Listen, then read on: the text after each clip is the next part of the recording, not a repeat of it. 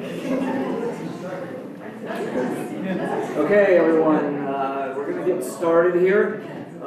Thanks for joining us for the February monthly Open Space and Habitat Commission meeting. I'm going to call us to order. Roll call. The whole commission is here, which is great to see. Thanks, everyone. We'll move on from that to the approval of the agenda. Have a motion. I move to approve the agenda. Second. Thank you. Any discussion of the agenda? Nope. All in favor of the current agenda, say aye. Aye. Opposed? Okay, agenda carries. Okay, moving on then to brief announcements from staff commissioners and council liaisons. Tracy, over to you. I have a couple of announcements. One is, I don't know if you saw this news at the end of last year, but the Solano County Water Agency won a $1.2 million planning grant from the Wildlife Conservation Board to figure out a way to deal with that seasonal crossing out on the city's Los Rios property. Some of you probably have been down there, but it's a dirt crossing for the farm activity down there that is kind of goes in and out, and it there's currently like some pipes there for the salmon, but it really needs a better solution. So anyway, they want a $1.2 million planning grant to kind of study that and figure out the best way to deal with that crossing. So that's kind of exciting. Just to add on to that a second, Tracy, there's also an existing planning grant to deal with the check dam a little further down. So two of the major impediments are being planned and dealt with down there. Yes. And then I just wanted to mention the Sustainable Ag Land Conservation grants. They're currently in round 10. That's what's happening right now. And I'm planning to submit a pre-proposal for Gill Orchard number 3, which the commission discussed and recommended moving forward with back in December. And then possibly also doing another one for the Billy Benson property, which the commission also looked at a couple years ago, back in May 2023. But the property owner's motivated to do it now, and so I'm thinking about possibly doing that one as well. Those are right next to each other, so we might try to submit them together as a package. And then I just also wanted to remind everybody, you probably got some emails about the Commission Palooza number 2. I think that the date is still set for April 13th, 2026 at 5:30 p.m. And remind me, Eric, what that one is about again.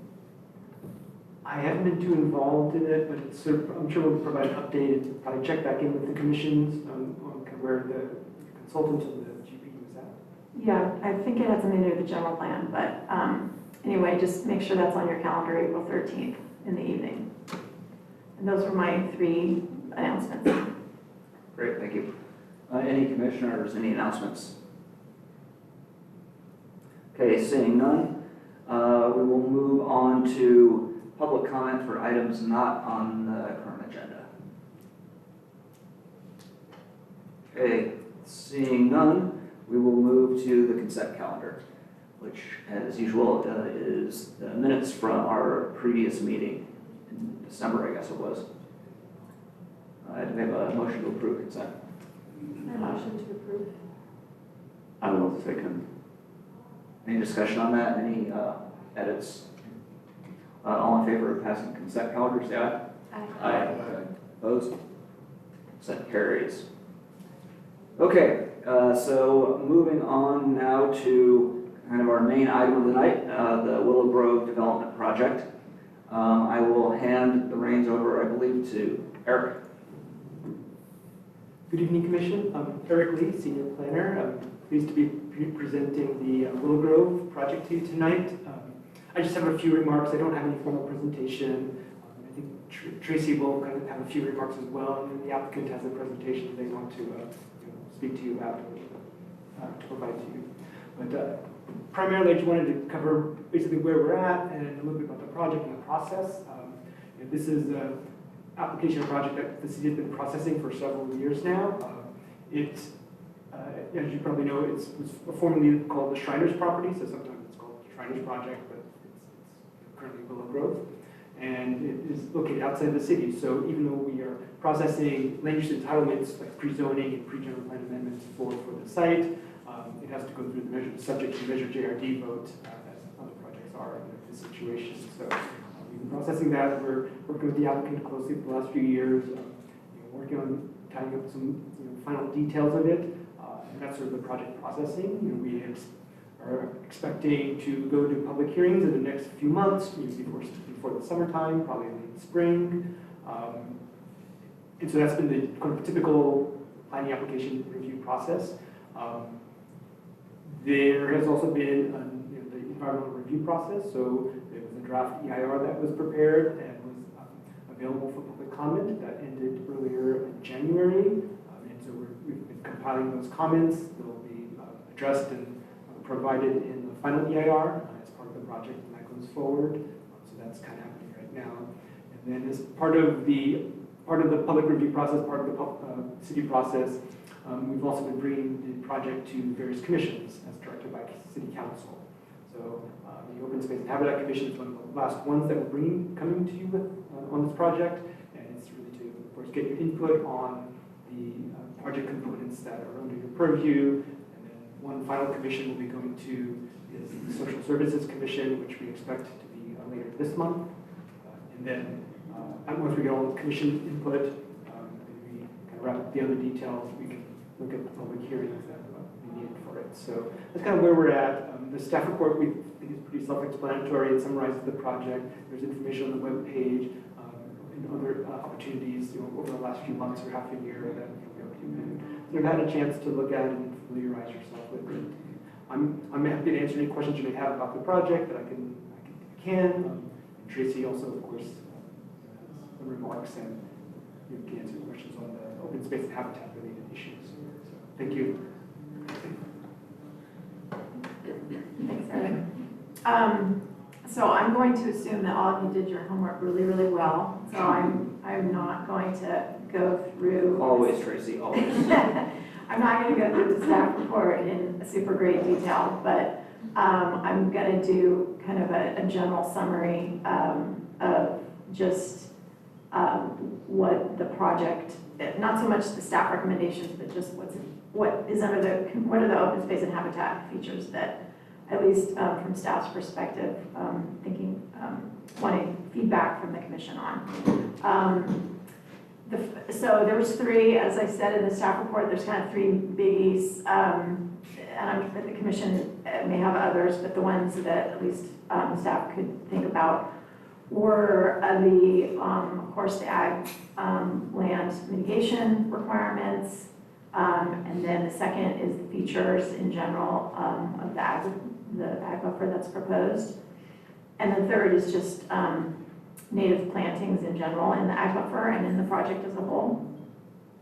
So the first one, as I mentioned in the staff report, of course, it's really early in the process, so there's no ag mitigation land to even talk about at the moment.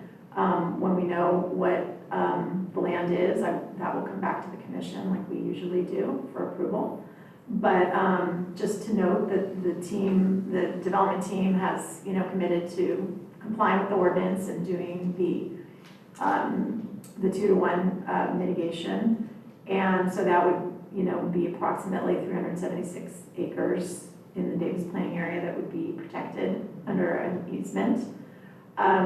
So anyway, that's there's not a lot more to say on that topic at the moment because we don't know where potential land will be located. The second one, of course, is the meaty one, the ag buffer. Tried to summarize for you in the staff report the different segments of the ag buffer. So the first one is kind of the northern part. As you can see, it's larger. In some sections, it's quite larger than, or wider than 150 feet, which is the minimum required ag buffer.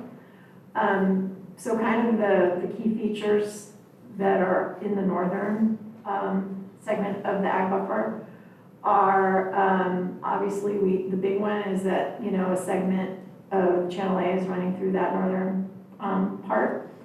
It's coming out from the Wild Horse golf course through the Wild Horse ag buffer, and then it goes through this project, and then it goes up through here, and we have, of course, in this corner up here is where we have the Gill number 1 conservation easement and the limited public access trail that's right up here that continues along the channel up to the Willow Slough bypass.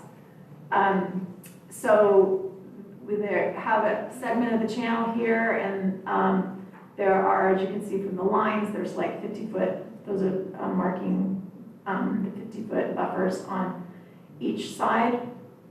The proposal at the moment is to, as I said in the staff report, this waterway may be considered a water of the U.S. And so right now, minimal disturbance is proposed for the channel. So the channels would, the 50-foot buffers would remain as is, except for the disturbance that's required for this pedestrian bridge right up here in this segment, and that would be a bridge that would also be able to carry fire trucks and maintenance vehicles and pedestrians. And then down here, in this corner down here, is where the existing dirt crossing is that would remain in place, and I showed included in your packet pictures of what that dirt crossing looks like. So, so we have then the trail, the primary trail that would be in the ag buffer would be on the northern part of the channel. Right now, the farm road that people kind of walk on, which they shouldn't be walking on, but they walk on it anyway, is the southern part of the channel, and that would go away, and the main pedestrian trail would be to the north, outside the 50-foot buffer. And then also another big feature is this big stormwater detention basin here. This, and development team can elaborate, but the way I understand this one is more for, it's not really for collecting stormwater runoff from the project itself, obviously, because it's north of the channel, but it's there as to be kind of like to accommodate some of the, if there's any overflow in the channel or backup or whatever, it's sort of a little escape hatch here, and this is where the water would come if Channel A for some reason got overburdened for some reason. So, so those are kind of the main, and then the other key thing is just when we talk about just general open space connectivity, the trail, as I mentioned, goes up here and connects to the Gill limited public access easement up here in this corner. And so the trail would continue on there. And then of course, on the other side to the west, you know, it's in two places actually, it's connected up to the Wild Horse ag buffer. So those would be connected. So those are kind of the main things, I think, for the north.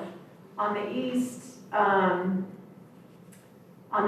obviously, it's narrower, but it's varying different widths, but it's at least 150 everywhere.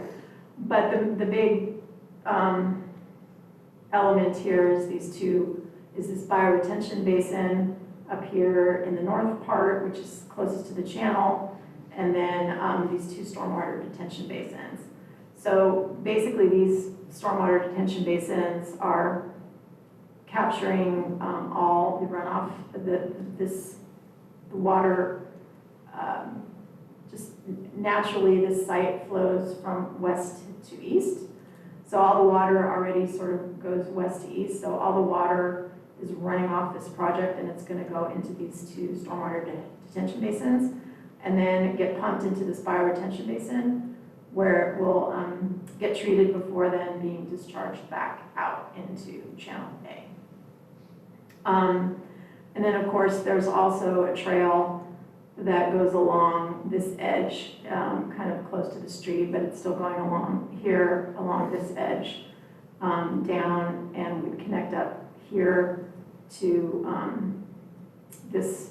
There's going to be a undercrossing here? No, not an undercrossing. There's a what? There'll be connection or crossing to Harper Junior High School there, but it is off-site. It's off-site, right, it's off-site. So, and I'm not sure, there's still, we're not exactly sure what the material is gonna be. We can, what this trail is gonna be, because it's possible that, you know, for safe bikes to school and whatnot, there might be some desire to have this trail here be paved. We don't normally have paved trails in our ag buffers for a variety of reasons, primarily being that, you know, we don't really, well,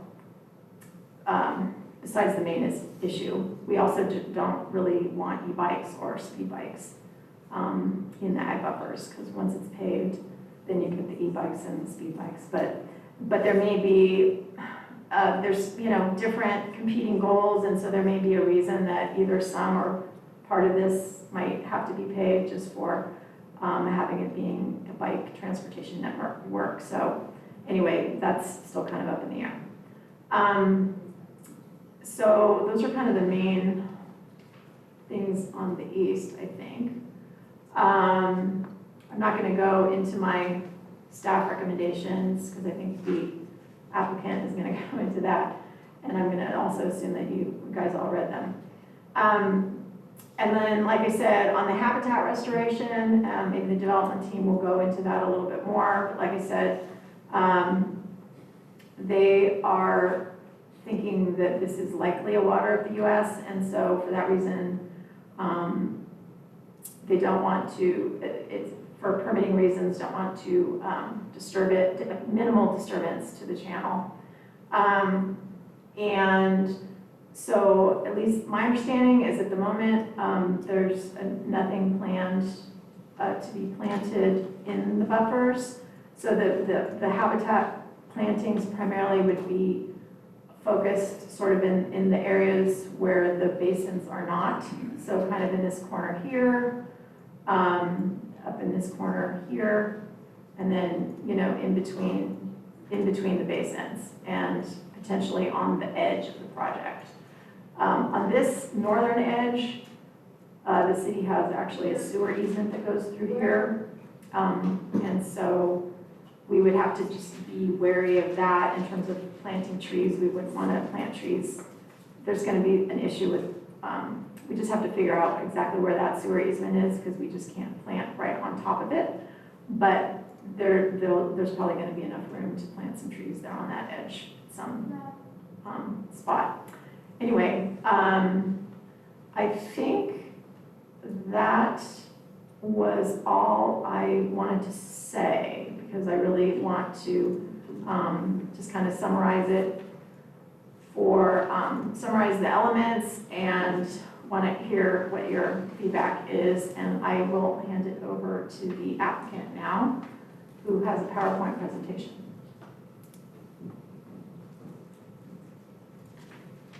Good evening. I will get started while she tees that up. It's great to be here tonight. It's great to see you all. Looks like we have a lot of subject matter experts. I'm very impressed reading about your background, and excited to tell you about our product features. My name is Vanessa Ericardi. I've lived in Davis for about 25 years. I am doing outreach for this project. Some of you are my colleagues at UC Davis. I teach in the business school. Unrelated to this project. Related to this project, I have a marketing firm here in town, and I'm at that point in my career where I feel very lucky that I get to pick and choose. And if we could just go to the next slide, where we get to pick and choose, where I get to pick and choose kind of what I take on professionally. And so something that really moved me about this project is the vision of Jim Copper, of our ownership team. So when I first met Jim, he did not look like someone I would picture to be a developer. Jim has a ponytail. Jim has spent his life as an environmental activist. Jim also would have loved to raise his family in Davis. He has 5 children, multiple grandchildren. He could never afford it.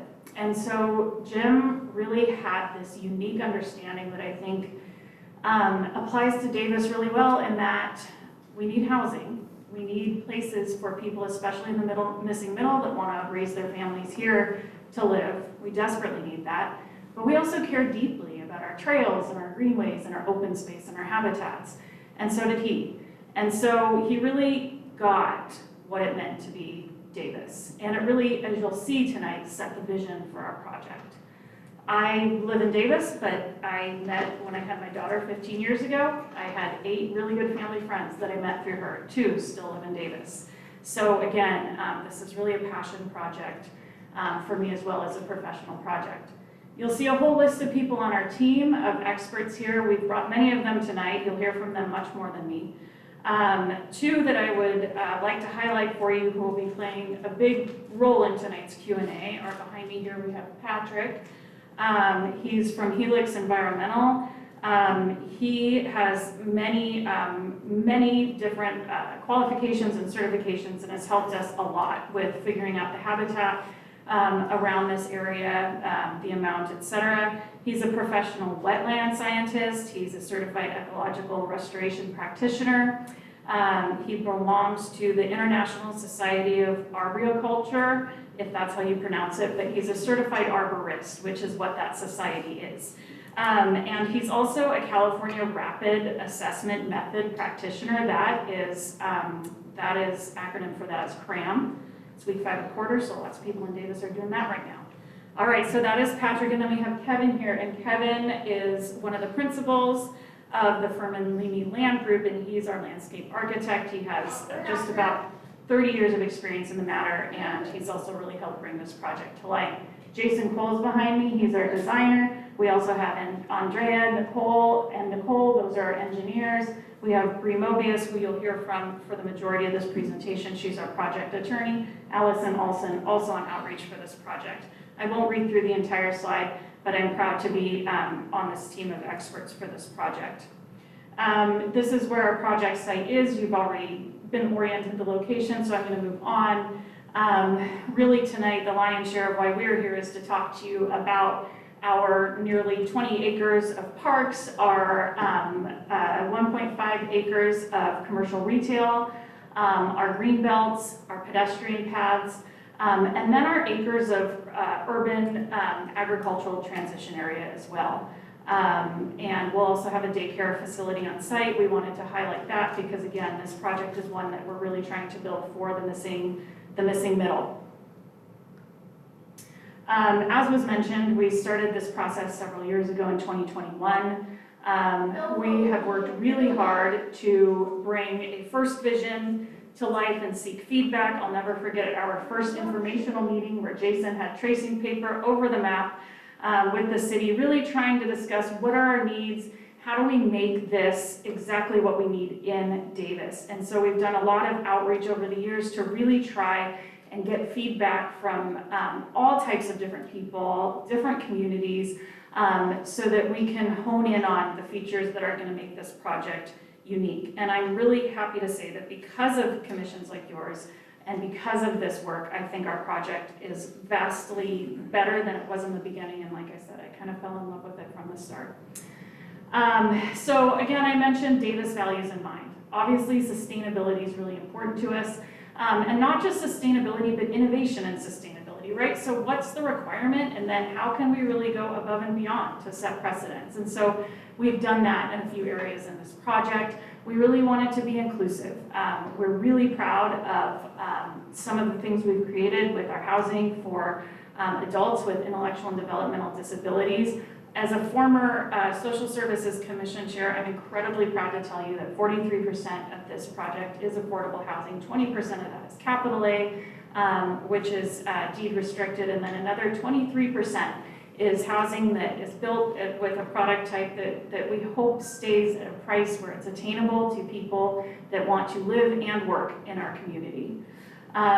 The gymnasium in our community park, that was actually born out of conversations with the Davis Joint Unified School District and an understanding that there's many female basketball leagues that don't have enough gym space in town. Same with the ball fields, softball fields, and soccer field that can also be a lacrosse field. That is like a growing sport in Davis for the youth leagues. And then just to be extra cool, we added 6 pickleball courts.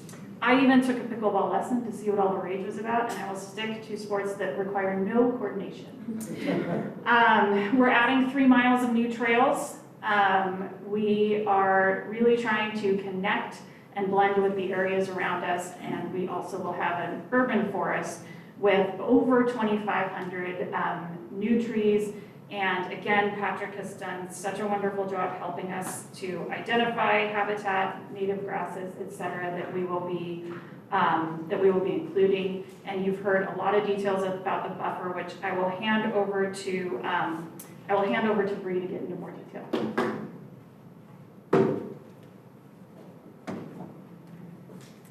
Good evening, and thank you, Vanessa. And I too am excited to be here. You are our 5th commission, so that's exciting for us. And when I actually started at law school, I summered for the firm that was Davis's city attorney and taught civil rights law at UC Davis in the evenings after law school, and then fell in love with land use. So really excited to be a part of the project team here. And what we want to highlight for you from the beginning, and why, when Tracy has that map up and you kind of see each lot and why that is, we are the first JRD project to ever get a tentative map before the ballot. And what that is the Subdivision Map Act is one of the older areas of law, and it's how you pass on land over time, right? The state needs to know exactly what piece of land that you own, and then you can pass that on through generations. And so to create these legal lots that someone can own, state law requires a lot of analysis done to identify how you can serve those lots, what's the infrastructure, what's the engineering, and it's a very big investment. And that's why Davis hasn't seen a JRD project make that investment before ahead of the ballot, because it's a lot of money that you're putting at risk. Our team has decided to do that, and that with that, you get what you're voting on. Under the Subdivision Map Act, when we have a tentative map approved, and then we go in and we put in the backbone infrastructure, and we get ready to build, we come back to the city and we have to show that we comply with the tentative map in order to get our final map. So it's holding us to the project that's been approved. It also really helps us expedite the delivery of new homes. And we heard a lot that Davis is in need of new homes, and they're in need of new homes 5 years ago or 10 years ago. And so the tentative map really allows us to do that. And with an expedited schedule where we would continue to make investments on the November ballot, we could actually start having homes in spring of 2028 because we have the tentative map now. But to get to really your scope of the commission, so we wanted to give you kind of a big picture of our project and then really get to what your commission is here for. So if you look there, you can kind of see the main vision, and Jason can talk about it more on how we designed our project to have green space in mind. And we have our central core, we have our east-west core, and then you can see at the top we have our large habitat area that we're building, and then on the eastern edge as well. And then down in the bottom is our community park, and that's 19.2 acres. Trail connectivity, so this map shows you our trail connectivity. As Vanessa mentioned, it will be over 3 miles of new trails and pedestrian walkways. We will have an external loop, a north-central loop, an east-west path, and then Jason has designed all the streets to be permeable. The idea being that anybody can walk from any point and get on a trail easily, that you're not going to have dead-end streets. And then we have connectivity to trails. So on the southwest corner there, we have an existing undercrossing, and we connect to that. We also connect to the Gill Trail in our northeast corner, and then we have 3 connections to the existing Wild Horse Trail. One thing that we're proud of is we're not converting undisturbed habitat. If you look at, this is from the HCP, NCCP, the land cover types, and we are almost entirely covered in irrigated agricultural land and hay fields. So there's not undisturbed habitat that we'll be developing on. We will, as Tracy mentioned, be complying with the city's ordinance in 2-to-1 mitigation for the loss of that ag land. And we will also, we've designed it consistent with the YOLO HCP, NCCP, all the policies. Our CEQA document has all the mitigation measures for species, and then including burrowing owl as well. Because our site is existing ag, we really have very few trees on site. It is a very flat site, and we are able to preserve almost all of the trees. And so this map, and it's hard to see there, but all the little light green you see is actually in a tree, and they're really centered around Channel A. And we are not touching any trees around Channel A. We are primarily moving trees if you look along East Cobell Boulevard, and that's to widen East Cobell Boulevard. There will be 51 trees along East Cobell that'll be removed, and we will be replacing that with 115 new trees along East Cobell. So we're replacing those a little more than 2-to-1. And then all the trees on the left that you see are primarily in the Wild Horse Ag Buffer, not our site, but I'll go into that a little bit. And so we have with Kevin here, our landscape architect, designed an urban forest with native and adapted plants. We will have over 70 acres of integrated green space. We will increasing natural shade, reducing urban heat island impacts, and maximizing carbon sequestration. Again, over 2,500 new trees for our urban forest. And then our tree palette, which is something neat. I haven't worked on a project that's done this, but we were able, with the air quality specialist, to quantify the carbon sequestration by species over the life of a tree. And then Kevin designed our landscape plan to maximize that carbon sequestration, and we could actually quantify that. So that was exciting to see. You know, we've been hearing about people trying to do it, but it was exciting to see it done. And so that is primarily how our tree palette was designed, and then of course with Davis's climate tree ready list in mind as well. We also have pollinator nodes and butterfly gardens, including milkweed, and encouraging monarchs. There's monarch habitat. Our urban ag transition area, again, as a development team wanting to rebuild habitat, we have nothing north of Channel A. We are not having any development or any structures north of Channel A. We're providing more than double of the UATA required. So we're required to provide 21.1 acres. If you took 150 strip and did that, that would be 21.1 acres, but we were actually providing 44.3 acres of UATA and exceeding the 150 width. If you look at that one here to try to be visual, if you see that red line there, that's 100 feet to give you a little bit of sense of depth, and then everything below that is an addition. And then we have the 50-foot requirement. We've shown that in that hatched area because that's where we're putting our trail, in that 50-foot piece. And in our landscaping, so Tracy mentioned our detention basins. So those will be seeded with native grasses in a mix of them. And so this is to give you a little bit of a visual idea, but it's to create kind of an open space area, but this is what the detention basins are anticipated to look like. And we thought this was a helpful visual to show, I mean, the city's ag UATA ordinance is really to protect new houses from existing ag and to get, you know, to reduce that conflict. But over time, I think you can see, so this on the left is from 2002, and this is Wild Horse. And if you look there, so Wild Horse was farmland, and the urban ag transition area was added to really protect Wild Horse from our project site farming. And then if you look now, how that's really grown out and created habitat where before it was existing farmland. And that's what we anticipate as well, is bringing that new habitat back where it's been farmland historically. And the Wild Horse Buffer is our neighbor to our east. It would no longer be an ag buffer anymore because we will no longer be in ag operations, but it will remain protected. The city owns it. It will remain protected as a green belt or brown belt space, and we will not be having any development in that area with the exception of trail connections. And our trail connections, and so when I said earlier, you saw that we surveyed every tree in the wild horse buffer to determine all of them, and then we designed our trail connections to reduce the impacts to trees. And in our original plan, we actually had more connections to wild horse. In meeting with city staff, we went through, meeting with the biologist, stepped back and said, okay, well, maybe that's too much because there's trees there. So how can we minimize that to find that balance between minimizing habitat, but then also providing that trail connectivity. And then also with the wild horse buffer, we designed all of our lots on our western edge with an increased depth compared to the rest of our plan. And that was to give additional space between our homes and the buffer. And so what this exhibit shows you here is that if we develop to the maximum building envelope, so not every house will, but let's say you do the maximum size allowed, the minimum setbacks allowed, this is the largest building you could have, and you'd have these increased backyards 32 to 55 feet from the fence line of the backyards.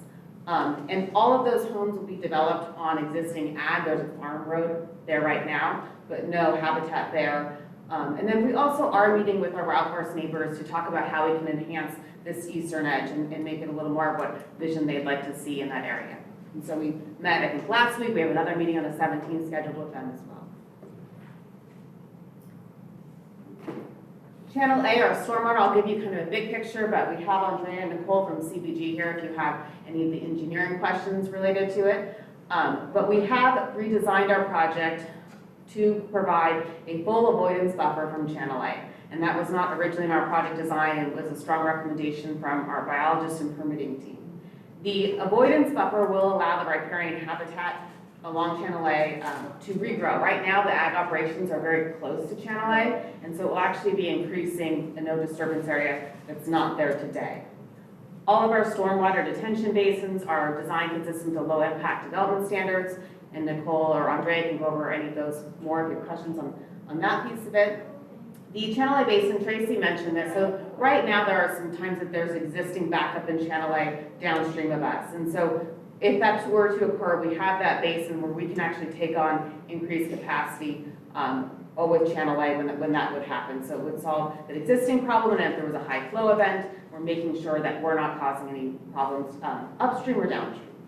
And then it will emulate the flood, so if it fills in Channel A, then it goes into that basin there. And then staff recommendations.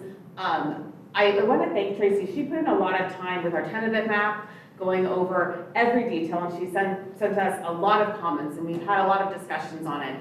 And that engagement has been helpful. We haven't agreed, I could say, on everything along the way, but we've made revisions in response to that. I think that's really positive. And so she really took the time in your staff report to make our recommendations. So we've met internally over the last couple days since we had the staff report. So we wanted to give you our responses to all of them and make sure that we put in that same level of thought. So the first ones, I'd say, these ones, I think we're on the same page. If the city would like these recommendations, we're in agreement on them. Trail materials, and if you look at the colors here, so we absolutely agree that anything connecting to wild horse, all of our trails in the north basin should be the gravel packed on the dirt, similar to the trail in wild horse today. If you look on our eastern side there, you see that green one, and I would say that we'd appreciate the recommendation on that. And Tracy mentioned that we originally planned that to be concrete, so that it would be wheelchair, easy access, and have that connectivity to Harper. I think Tracy had recommended geocell, and so we are open to what the city would like to see in that space there. But we're not as convinced that one maybe should be the gravel, but maybe it's something between like the geocell or concrete there. And then if you look in the blue, those would all be concrete, more traditional sidewalks coming down the center and down our green belt. And these are the recommendations on page 10. On recommendation C was the culvert crossing connection. And so that's an existing farm road today that is there with a culvert. And we had not connected to it because we are building a brand new bridge on the east, and then 220 feet to the west is the existing Wild Horse Bridge. But if the city would like it to maintain or to stay there, then no objection from us, and we wouldn't be making improvements in that 50-foot avoidance area, but just leaving it as it is today. And then recommendation D with the fencing. And I think the recommendation was, install fences as minimal as possible, if at all, and that is absolutely fine. We will install fences as we're directed by the city, and if we're directed not to install any, we won't install any there. On Channel A, and I just want to give a little bit of background, because this is one that, we maybe have not reached full agreement on with when we've been meeting with staff. And it's been something that we've really been evaluating as a project team and really trying to find that balance of where we think the appropriate treatment of Channel A is. It is riparian habitat, it is recognized as riparian habitat. So I think our starting point with that, with our biology team, has been stay out of Channel A. Don't, do the least amount of touching in Channel A. We originally had more bridges in our project and removed those from a concern that for permitting to be able to show we don't need that many bridges, right? We have one in Wild Horse and then we added one. And so that's been a starting point from us, is that leave that habitat, don't touch it. And a backup piece to that is we know we have to get permitting. After the city approval, after JRD, we have to go to the state and federal agencies. And we are actually working on those permits now. And so same thing with the tentative map, our team has been making all that investment up front. And so a lot of our strategy is what can we get permitted? Do we think this will get permitted? And that has always guided us as well. The Central Valley Flood Protection Board has also said it has jurisdiction over Channel A as the Davis Strait. And so that's another layer. Now their not incentives, but their mission is a little bit different than some of the other permitting agencies. And so while trees might be nice from a new habitat perspective, not when you're looking at it as a drainage channel, and those roots can interfere with Channel A. And so we don't think that they are going to want anything, and they claim jurisdiction within the adjacent ways as well. So we're always balancing all of that, which is why we come from a starting point of 50-foot avoidance buffer with Channel A. And so landscaping enhancements, this is where we are not proposing to do landscaping enhancements within Channel A, but leave it as a no disturbance buffer, and we would request your commission to make that recommendation.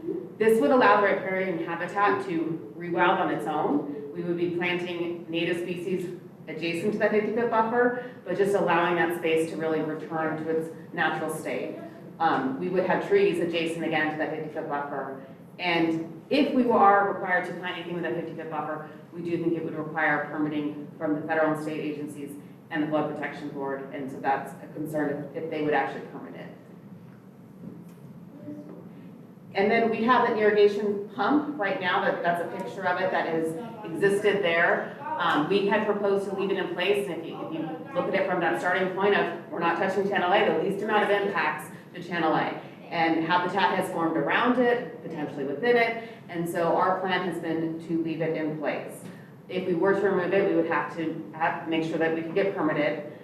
If your commission does not, want it there, we think it's an interesting piece aesthetically, but it does give a nod to the historic ag operations. And so, I've worked on projects that have, this is not a historic recognized piece, but it does show that this is what this land used to be.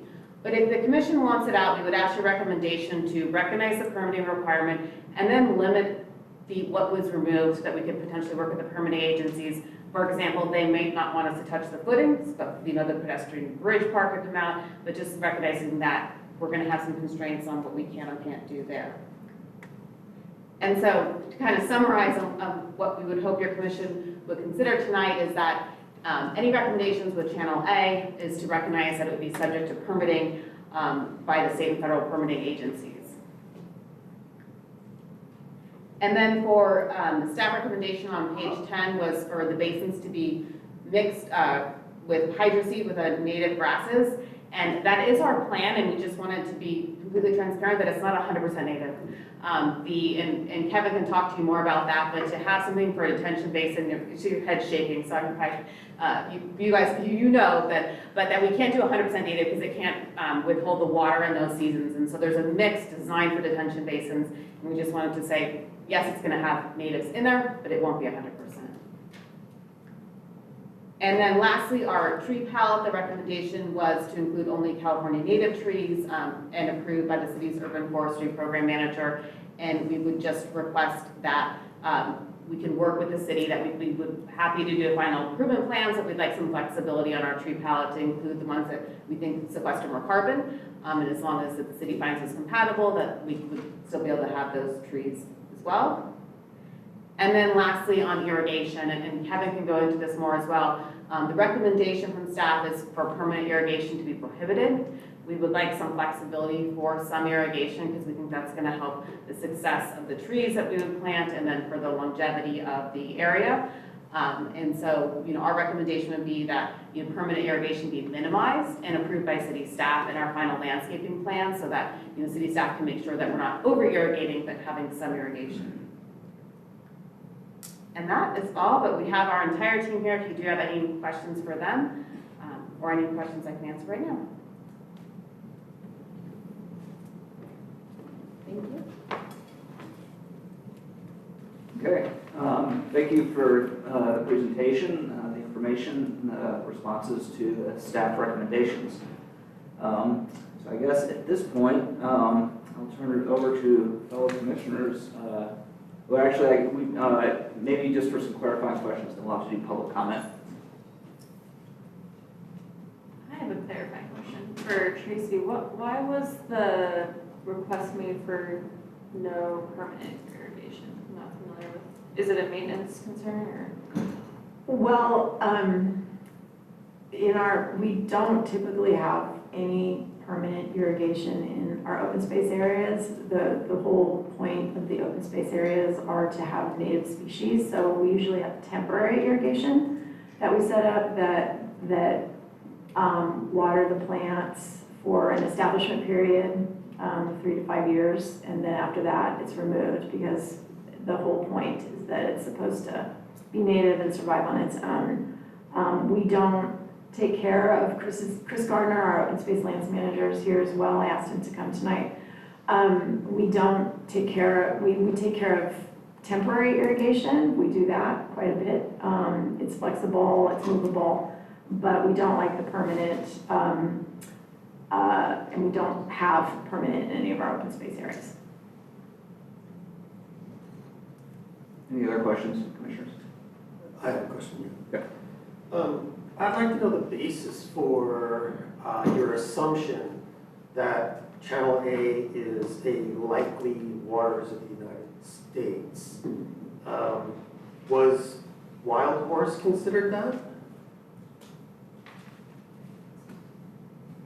Good evening, I'm Patrick Britton with Helix Environmental Planning. So we had our wetland biology team go out and conduct an aquatic resources delineation that follows the Army Corps of Engineers, the Regional Water Quality Control Board standard. And so as part of that process, we determined that Channel A is likely a waters of the U.S. as well as waters of the state, likely under jurisdiction of the California Department of Fish and Wildlife.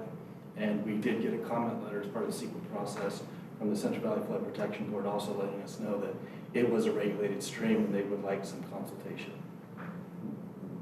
And so the standard for how we make a determination, I don't know how far into the weeds you want me to get, is a matter of connection to navigable waters. And so we were able to go out, evaluate the conditions on site, and then we use aerial photo and local knowledge to make that connection to another navigable water. And so we will, when we submit the permit applications, request verification of that standard, but I expect that the Corps will take jurisdiction there. And was Wild Horse considered waters of the United States? That I don't have answers to.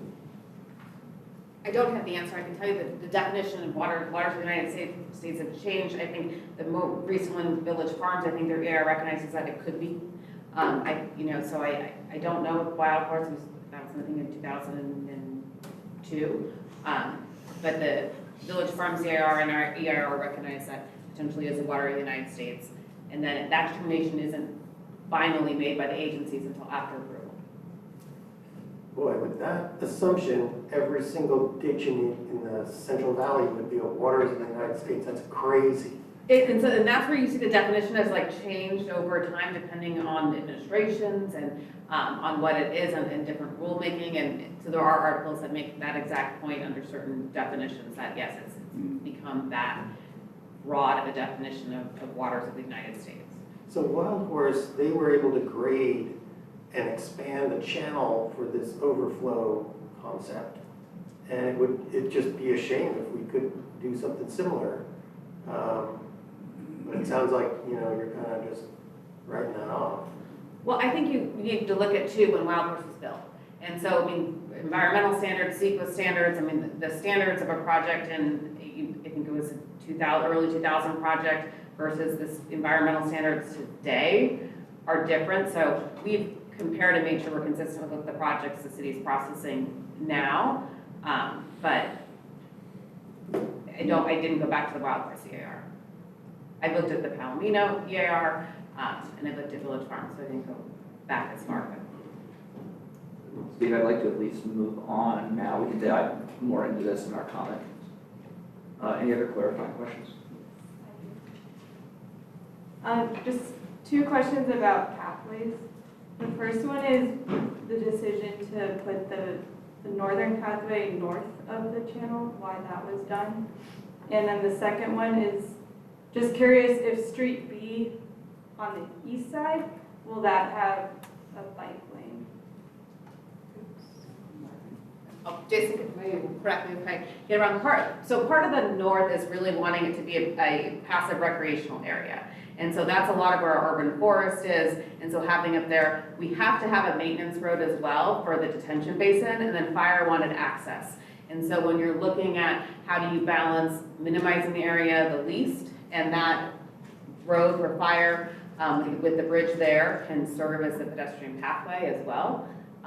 And then having that be more, you're away from the developed area, you kind of have your ability to get out in nature a little bit more. And then Street B, sorry, my vision is not as good. Yes. Will that be slide out as well? Yeah. It will have a bike lane. Is there a sidewalk as well, or is that, okay, sorry, so there's bike lane and then curb and then Multi-use path, yeah, it's separated. separated out? Yes, exactly. Okay, any other questions? Well, yeah, Go ahead. okay. I have a question regarding the east storm detention basin. Those are going to be vegetated. I understand that they will have water in them only periodically. And those are where all the drainage is going to occur toward the east, and then it will go to Channel A north of the bio detention. Is that correct? That's correct. Okay.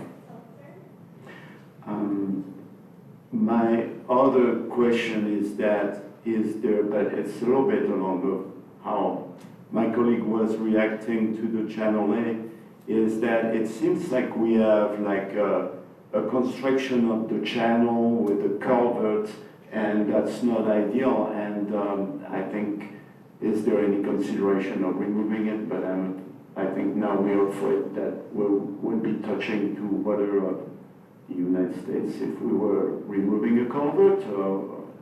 I'm not quite sure what's the reasoning there.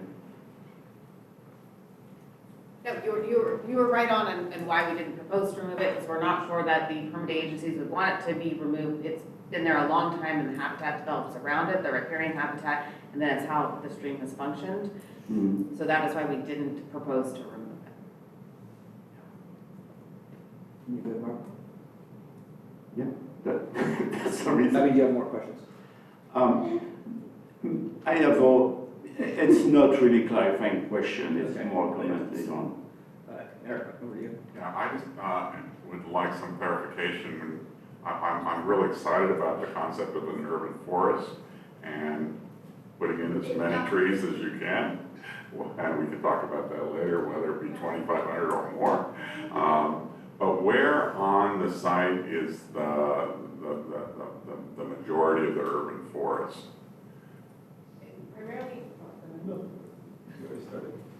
Primarily north of Channel A, Kevin. Yeah, I mean, most of it will be in the open space land. So Okay. obviously there is street trees, there is trees down the two main Right. DeSeos and the thing, but most of the trees will be out along the north of Channel A and then along the wall. That was the answer I was hoping for, thank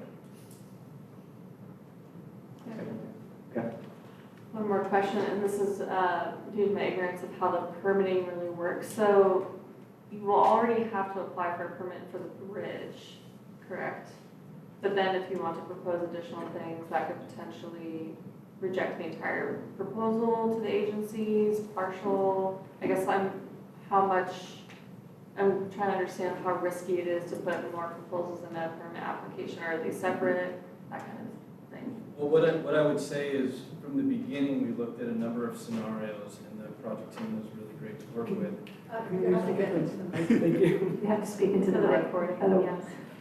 Sorry, thank you. The project team was really great to work with. It was very collaborative and very iterative. And so one of the things we did was we implemented the 50-foot setback as part of our permitting strategy to get through the regulatory agencies, which is somewhat of a standard. We also looked at the bridge design, and ultimately it ended up being a span bridge, which was the benefit. So we were actually able to reduce impacts from where we were proposing. And so we're working with some thresholds with the agencies, both in square feet as well as linear feet along the stream of impacts, to qualify for streamlined permitting standards, and so that we can get through the process, less mitigation, less cost overall to the project, get it through faster. And so that's kind of where we landed with the permitting strategy. Understood, thank you.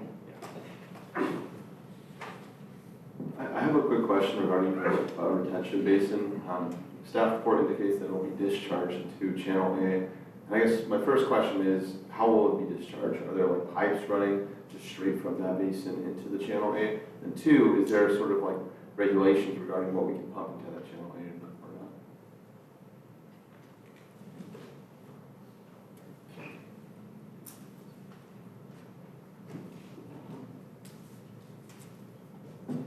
Yes, good evening. Andrea Balanca with CBG. So the bioretention basin will gravity flow into Channel A. And as part of that is what Patrick was indicating, we do have to install an outfall into Channel A for the project system. The main criteria for discharge into Channel A is that the water be treated, so that's what the bioretention will cover, and then we have some flow requirements that we're not allowed to exceed the existing development flow into Channel A. So those are sort of our two criteria as far as how the bioretention basin would discharge. Did that answer your question? I'm sorry, what was that? Through pipes? Yes, so there'll be a pipe basically from the bioretention basin north to the roundabout, and then westward, fairly close to where the bridge is currently set on here. So that's the kind of the general routing of the storm drain pipe system. Thank you. Any other questions, commissioners? You good for now? Okay, why don't we go and move into public comment? So anyone that has comment on this item, please come up, 3 minutes each.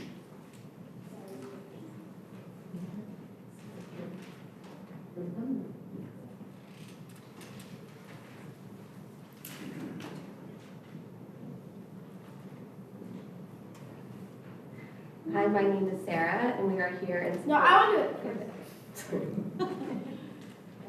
Hello, my name is Charlie. And for our family, construction will knock down the whole town.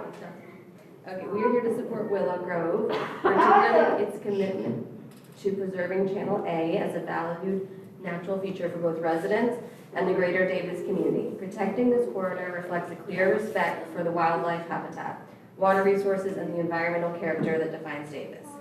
I am a Cannery resident, and my kids and I love riding bikes around town. I want to do it, Mom. Okay, tell them it's our main way of transporting. It's our main way of transporting, This project. and for our family, construction will knock down the whole town. Okay, so we want to see this project go through. No, I want to do because It is set aside housing for adults with intellectual and developmental I do it, Mom. disabilities like my son, Mom, I want to do it. who also. I want to do it. Just wait one second. First I do it. Do we deserve a place to live? We deserve a place to live in Beautifully for clean. our family Okay, construction. that incorporates. For our family construction will knock down the whole town. Okay, that incorporates open space habitats for everyone to enjoy together. Thank you. Thank you. Hello. My name is Kelly Safford, and I've lived in Davis for more than 30 years, and thank you all for what you're doing. Something that makes Davis special is careful planning. For example, the bike lanes, green belts, park systems, the night sky initiative, and so on. With each new development, local input is taken into consideration, and this has kept neighborhoods from merging into sprawl. Green spaces with visual transitions make a huge difference. This has been a big priority in Davis. I'm here tonight to strongly urge you to increase the Wild Horse Agriculture Buffer located between the Wild Horse neighborhood and the proposed Willow Grove development. This buffer zone is a Davis treasure. Many people use it on a daily basis. I live right next to it, and it is crowded, and it's, you know, full of people. On any given day, there are runners, walkers, bird watchers, people botanizing, children looking for rabbits and owls. When my kids were young, we walked this trail, and it was essentially an outdoor classroom and playground for them, a natural area where they could observe native plants and animals. The natural space is protected by people remaining on the trail. This buffer zone is sensitive and unique, and it is not a manicured lawn, but a natural space. Its beauty, diversity, and wildlife inspire us. It's one of the few natural areas within Davis city limits. As quoted on the Davis city website, the 30-acre buffer provides critical wildlife habitat for burrowing owls, rabbits, and other wildlife. It offers recreational opportunities and types of habitat.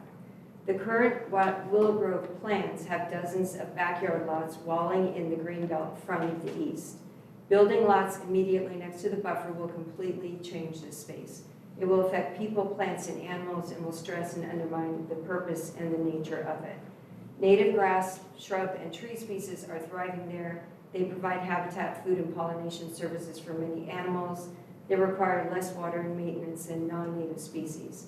The buffer and the open land around it provide nesting and foraging habitat for burrowing owls, rabbits, coyotes, possums, Swainson hawks, kites, harriers, barn owls, and Cooper hawks. Building right next to the home of these animals will create a much less animal-friendly environment, bringing noise, buildings, visual disturbances, etc. Animals will also be losing the field to the east that they currently have access to.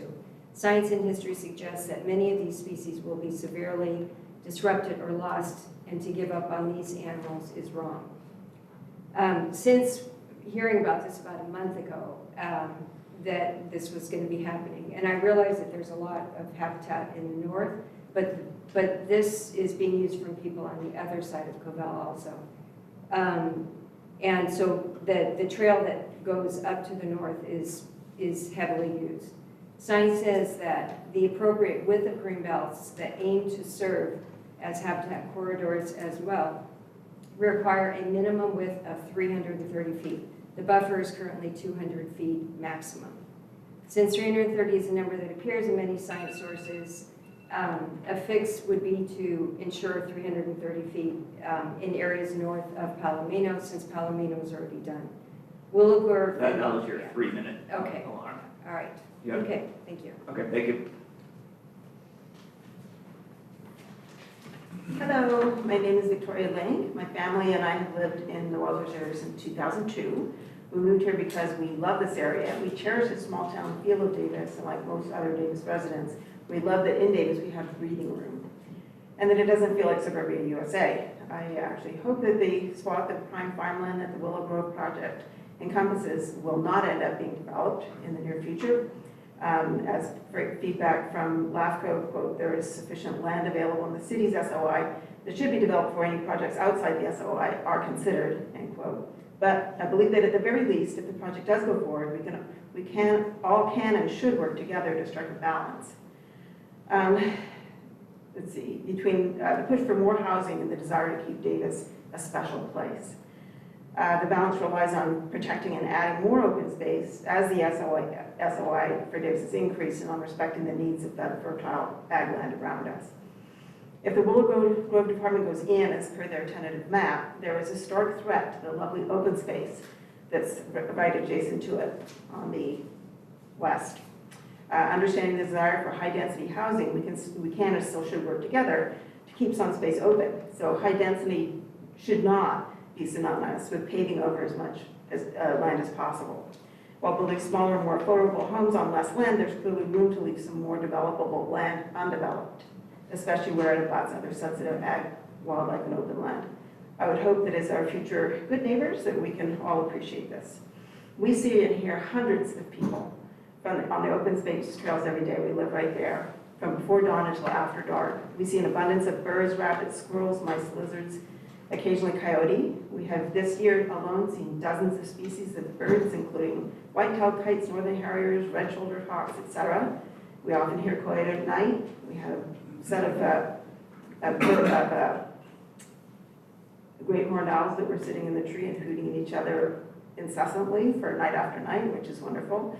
Experts say that you need that 100-meter buffer for small animals, for birds, probably more for birds and larger animals. The current buffer is less than 200 feet, and a wider swath, even just of trees, but preferably maybe some just more open space, would provide, certainly be a minimum concession to the wildlife and the people of Davis. In particular, on the east side, that wildlife corridor will be really grossly changed by the current plan, which includes backyard fences right on the brown belt, paving over really every inch of land. In short, the open space is precious, inhabited by a large array of wildlife, and enjoyed by thousands of citizens every year. So please help keep it viable as a wildlife-friendly area by encouraging some more buffering. Hello, Commissioners. My name is Margie Longo, and I'm going to read the comments for Kelly's husband. His name's Hugh Safford. My name is Hugh Safford. I'm a professional ecologist in the Department of Environmental Science and Policy at UC Davis. My wife and I live on the northeast edge of Wild Horse along the agricultural buffer/habitat corridor. In late December, we learned about the proposed Willow Grove development on the old Shriners Field east of us. We received no outreach about the project, nor did anyone we know on the east edge of Wild Horse. Given the project's likely impact on our neighborhood, that was surprising. However, my purpose here is not to oppose the project outright. Rather, I and other residents immediately bordering the development hope to have input on its design, especially along the eastern edge. I wanted the eastern edge of the buffer, should say. I want to thank the developers who are recently meeting with Wild Horse homeowners. They have been receptive to our early suggestions, and we look forward to collaborating to improve the proposal. My main concerns relate to the impacts on the habitat corridor within the agricultural buffer. This is a very special place, restored to native vegetation, and is even called out in the Davis website. It supports numerous animals, such as medium-sized mammals, such as coyotes, foxes, and raccoons, many raptors, a small intermittent burrowing owl population, and the usual mix of songbirds, rodents, and rabbits. The existing corridor is roughly 150 feet wide near the Palomino property and about 200 feet beginning at Caravaggio. Although science has not settled on strict standards, research suggests minimum corridor widths for urban greenways. After reviewing the literature, I contacted conservation biologist Reed Noss, one of the deans of North American conservation biology and an old colleague of mine. Summarizing published work in his comments, insects and amphibians generally require at least 30 meters, small mammals more than 60 meters, medium mammals, coyotes, foxes, raccoons, deer at least 100 meters, and native bird studies commonly recommend over 100 meters. Based on science and our observation of declining animal and bird numbers, the current buffer is already too narrow to support medium mammals or native birds effectively. Yolo County itself recommends 300 to 500 feet for agricultural buffers, far wider than what exists. The buffer's main saving grace has been its soft edges, agricultural fields to the east and the golf course to the west. Before the almond orchard was planted to the north, that edge was soft as well. Once the orchard went in, we saw noticeable declines in raptors, especially kites, swinks and hawks, and harriers, and in coyotes. With homes and yards now proposed for the east side of the buffer, the habitat will become walled in, and we expect a sharp drop in native animal and bird diversity. In short, Davis has very little native habitat remaining within city limits. We ask that the Willow Grove project expand the corridor to an average width of at least 100 meters, 328 feet, incorporate measures to soften edges, such as limiting homes adjacent to the buffer to 1 story, designing a variable width boundary rather than a straight line of houses, and restore native habitat consistent with past restoration by the city and UC Davis. These steps would better preserve the integrity and sanctity of the native native habitat along the buffer. And also, this would add a manageable about 1.5 acres maximum to the city's open space program. That's what we're talking That's to the 3 minutes. developers about. And then I just want to, this is a picture, if you guys pass that around.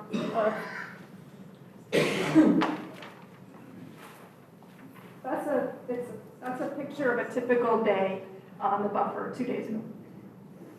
Thank you. Hi, my name is Jessica Guerreri, and I'm a parent to school-aged kids.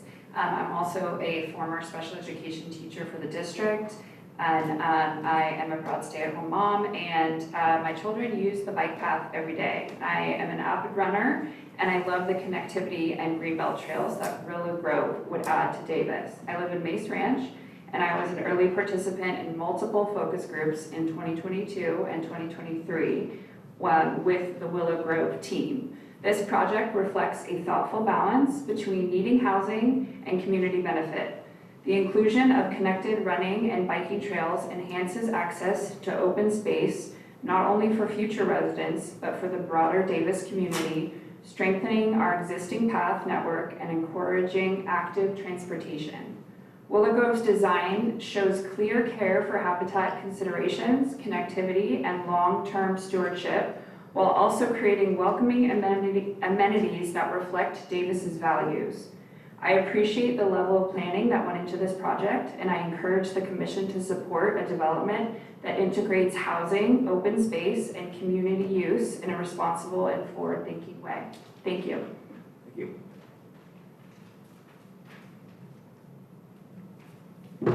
Hello, my name is Jeff Merritt. I live in Wild Horse, and I just came from Little League, so sorry about the hack.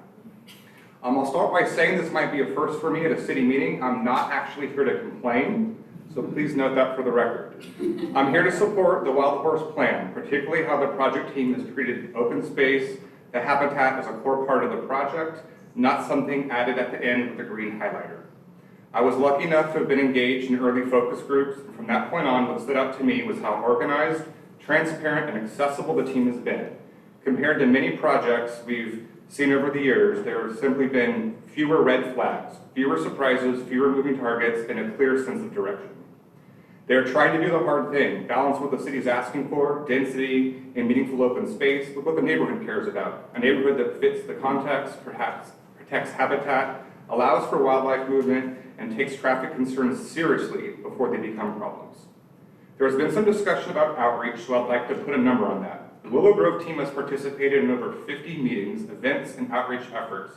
These include committee meetings, commission meetings, city council, focus groups, outreach events, art about, farmers market, next door, a public-facing website, and over 800 postcards mailed to nearby houses. Awareness is not the issue. It's hard to capture attention of folks in today's media environment, and as residents, the onus is on us to pay attention to local media. What I also appreciate is that this project is making actual commitments, not just the concepts of future promises, but tangible steps like investing in a tentative map and engaging directly with neighbors to refine the agricultural buffer and habitat corridor, including potential with adjustments, as been discussed earlier, to ensure it truly functions for wildlife. No project will make everyone perfectly happy, but while Willow Grove has earned trust by showing up, listening, and putting real commitments on the table. I appreciate that approach and encourage the mission to support it. Thank you. Thank you. Hello, my name is Lisa McDaniel. On the average point, I've only heard about any of this from my neighbors, so no direct contact from the developers. The city's ag buffer ordinance has a goal to, quote, permit public use of farmland. So by definition, if this development goes through, this land is no longer an ag buffer, which is quite a huge loss for Wild Horse neighbors, but it is still, quote, sensitive wildlife area, which is a City of Davis designation. So building directly up to the line definitely hinders the sensitive wildlife area.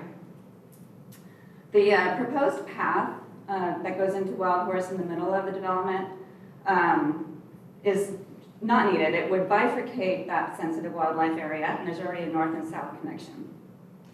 And then just a question if there's any measures being considered for those houses that back up to that wildlife area, any measures to prevent homeowners from putting a gate directly into their backyard fence that could go right into that area. That could be a concern. Thank you. Thank you. Okay, I'm not seeing any more public comment, so we will go ahead and close that and move over into more discussion from commissioners. So maybe starting on my left, Eric, if you have something, we'll just move down the line. Well, I would just like to follow up with the commission in the hopes of the comment, the question that I had earlier in terms of maximizing the urban forest. We're in a everybody is understanding the climate change issues we're into, and that 25% or more of the carbon sink is in trees, and the state is working on a 35% increase, I believe, in tree cover. And this is a good place to start. I would ask that we as a commission consider asking them to come up with ways to maximize that tree cover. 2,500 trees is very good. I'm not knocking that down, but an additional 500 to 1,000 trees doesn't hurt. Okay.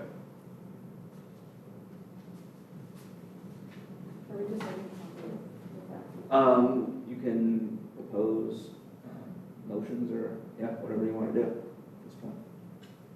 Yeah, I am curious, since there are several people who brought up the existing wild horse agricultural buffer, I'm just curious what the development team has thought about this line of, I counted, I think it's 44 units. Yeah, what's the flexibility in that, in changing that?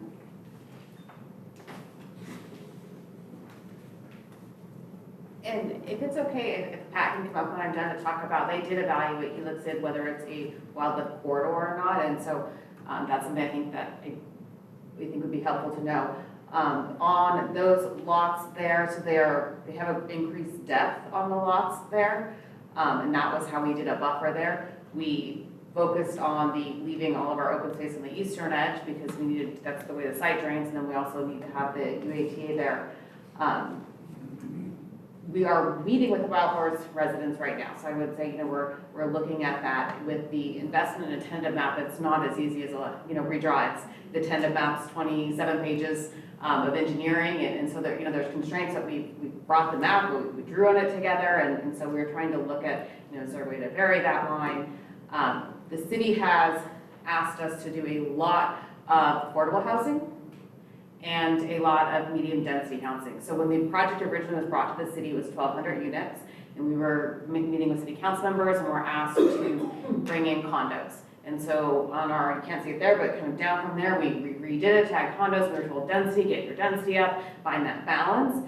And the low density, the LDR there is what that means, low densities are larger lots. That's really what helps pay for, to be honest, the affordable housing. And so there's a balance, right? When you look at building a development, you have to be able to carry all the traffic costs, the infrastructure costs. And so it's not as easy as like, okay, we'll take out those lots because everything has to pencil. We have to be able to build it in the end. So that's kind of what we're balancing on that piece, but we are trying to meet with them. Some suggestions they made were open fences, like wrought iron fences, to keep it more open looking, having it curved. And so, we're going to look at that piece of it, and, putting more space there. So, and then if Pat can kind of explain how they did look at, even before we would met with the neighbors about whether there's a wildlife corridor or not there. And that was also one of our considerations. Yeah, thank you. I've read a handful of the comments, and it's a bit confusing. Often wildlife corridors and habitat corridors are used in distances and important widths of those are to not create bottlenecks while animals move between one isolated habitat and another. And this section, although it's linear, it's really a buffer off of the agricultural ground. And so to some extent, and there's been a lot of discussion and a lot of mention of anthropogenic uses, all the human disturbance regime that comes through, I think hundreds of people a day. I've heard people talk about, you also have an urban environment on one side of it. you have an agricultural operation with a pretty heavy disturbance regime during different phases of the project.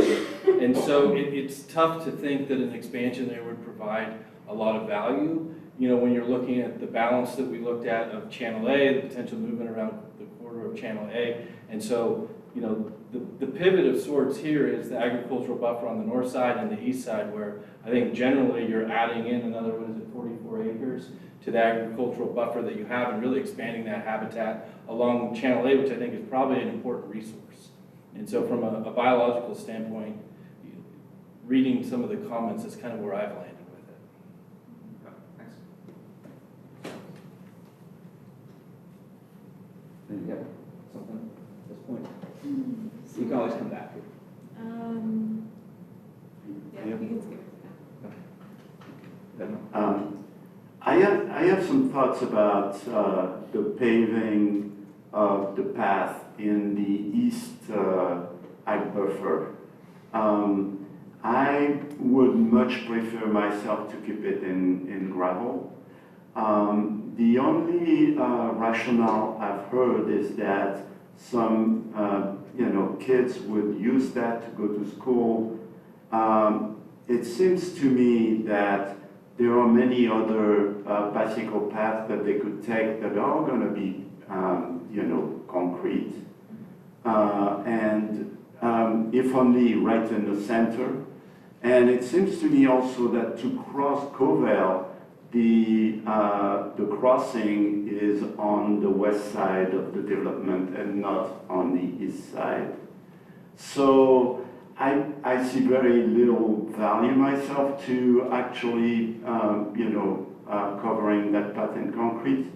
I think that, people walking there and runners would much prefer some kind of a dirt with gravel than concrete that is really hard on the knees. So I've very little, I'm not convinced that's something that is required. That's all I wanted to say. Over to you, Ramiro. Yeah, I have just a comment related to the ag buffer and the western portion of this development, or the eastern portion of Wild Horse. While I understand some of the concerns that I read were related to, the aesthetics of whether or not, there's going to be housing there, and if people want, just like single-story housing adjacent to that right there. Others were concerned about the environmental impacts right there. I'm wondering if there has been discussions about, making sure that there's perhaps more native trees that will emphasize the natural fauna there. If we can really concentrate on planting some more trees, perhaps, as Commissioner Eric said, along that ag buffer, perhaps we can sort of like mitigate some of the concerns that other people have. So yeah, that's just one of my points. I know that, zoning is not under the purview of this commission. However, if like maybe setbacks could be made for some of the houses along there, that could be pretty useful as well. Pushing those houses a little bit closer, a little bit more eastward, perhaps that would relieve some of those concerns. So those are just a few of my comments. Steve. Yeah, I have a few comments. First is just a strange question. What's the difference between the colors of the trees in the north? There's some yellow ones and some dark green ones. Like, is that meaningful? Which exhibit are you looking at? I'm looking at whatever. Is it attachment 4? That's Jason's artistic. Yeah. That one's not, but there is one that the colors are different, but.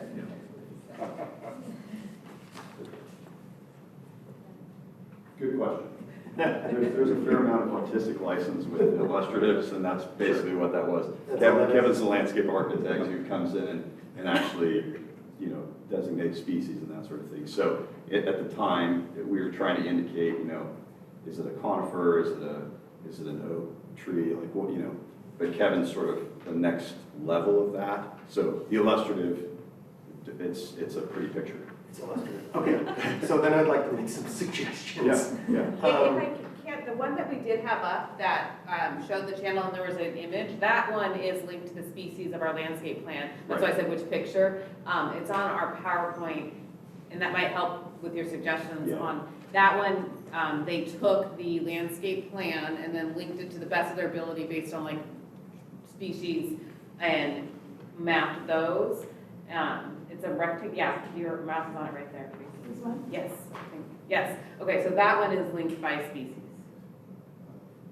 on the top right. Might be the one above it. Yeah, the one that is the top one. Top picture, the top Yeah, picture. top picture Oh, of this the one. buffer. The simulation. So that's being north, like if you're in the orchard looking down on our Okay, project. yeah, Are yeah. you talking about this? The flight, Yeah. That, Yeah. the simulation, yeah. Yeah. Okay. I'd really like to encourage you to just make that a Valley Oak woodland. We really, this region lacks a Valley Oak woodland. And that is a prime opportunity to do that. And the wildlife species associated with a Valley Oak woodland is enormous. And we just don't have it. They've been just annihilated throughout the valley. And we have lots of Valley Oak trees, little single ones here and there and there, but it's nothing like a Valley Oak woodland. And I'll point you to some places down like Casunas where they have them. They're phenomenal forests. They're phenomenal woodlands. And this is an opportunity, and I would hate to see that being missed. Steve, before you go on, we can make more formal motions along these lines as well. Okay. Probably. That would go beyond just We're gonna suggestions. get support from. But I got a couple more comments, so let me just get through those. The lack of trees in the detention basins is a bit concerning to me.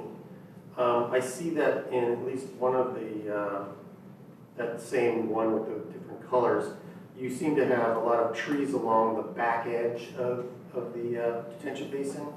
I'd like you to encourage you to surround the basin with trees as opposed to just on the eastern edge. I understand you're concerned about capacity and so on, about putting more trees into those basins. But really what those trees do is they cool the soil. And so they have a really important effect. And to just put them along the fence edge, I think is a mistake.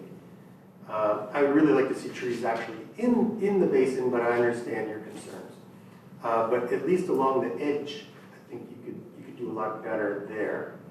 And again, encourage you to use Valley Oak trees, high carbon sequestration, long-lived, very little maintenance. Most of them will survive if you plant them as acorns. And let's see.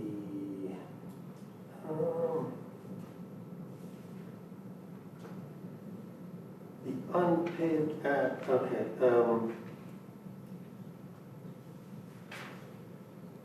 I was going, I understand your concerns about the trail, but I also feel like it limits access to some degree for some people. And I don't know if maybe at that roundabout,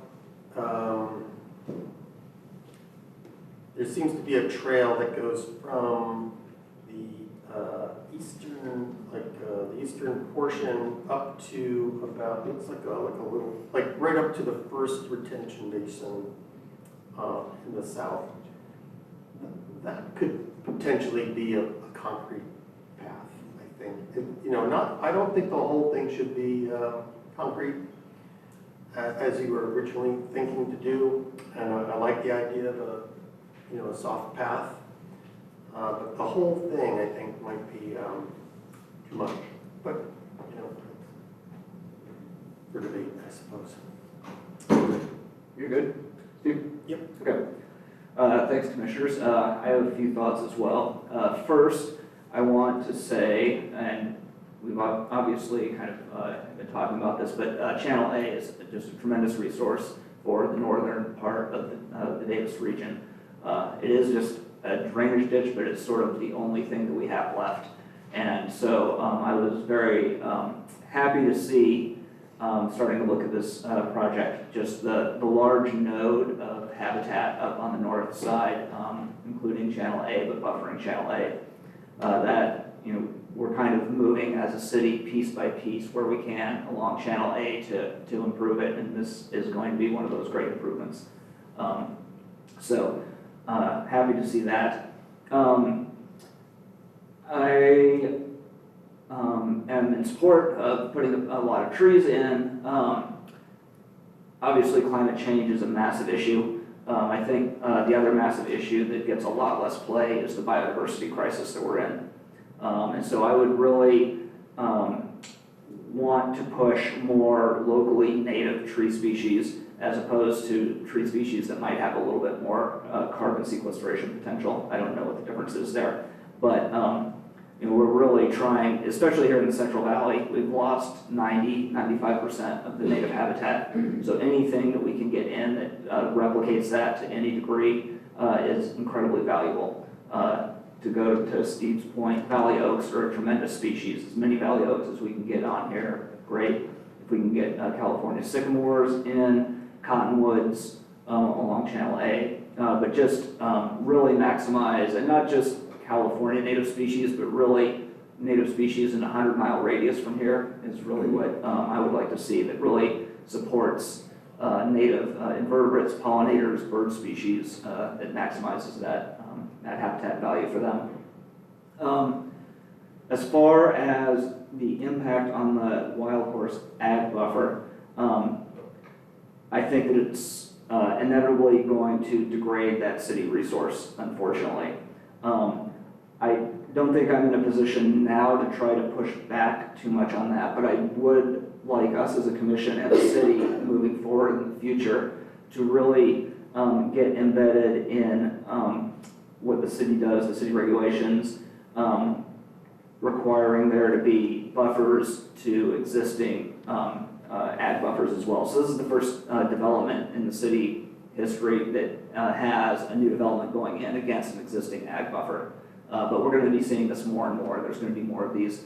And I really would like to see us get policy in place as a city to make sure that new developments aren't negatively impacting the investments that we've already made in habitat from previous developments. Another thought on the crossing of Channel A on the west.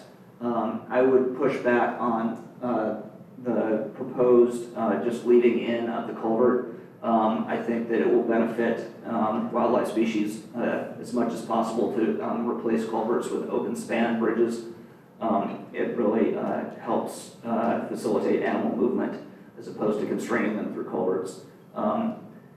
There may well be permitting issues. I think it will help in the fact that we are opening up both to movement of water through there as well as movement of native species. That hopefully that will help ease some of the permitting issues with that. But I would really encourage us to replace that existing crossing with a more open span crossing. I think that those are my main thoughts on this.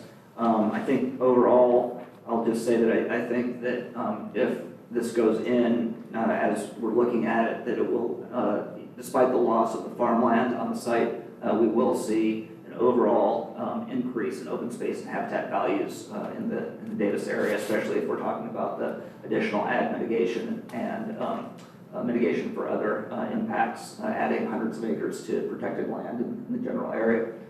So, yes, so with all of those thoughts in mind, do we have any motions that we want to make? Oh, yeah. Respond to one, sorry. I just wanted to assure you, Kevin just confirmed we have the Valley Oaks in our plan. There's only 53, but we can increase that number, but they are in the tree plan as it is. But we would on the, if your commission is open to, if the culvert is a concern, we think it is more likely to be approved to just remove the culvert and have it be open. The reason why we didn't put a bridge there is because there's one 220 feet away. And so the permitting agencies are going to say, why do you need a second bridge 220 feet from the existing one?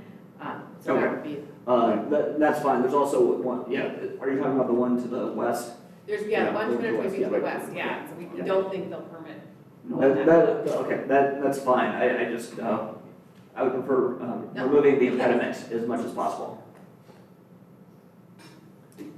Okay, I have one last comment related to the channel pump infrastructure, the defunct channel pump there.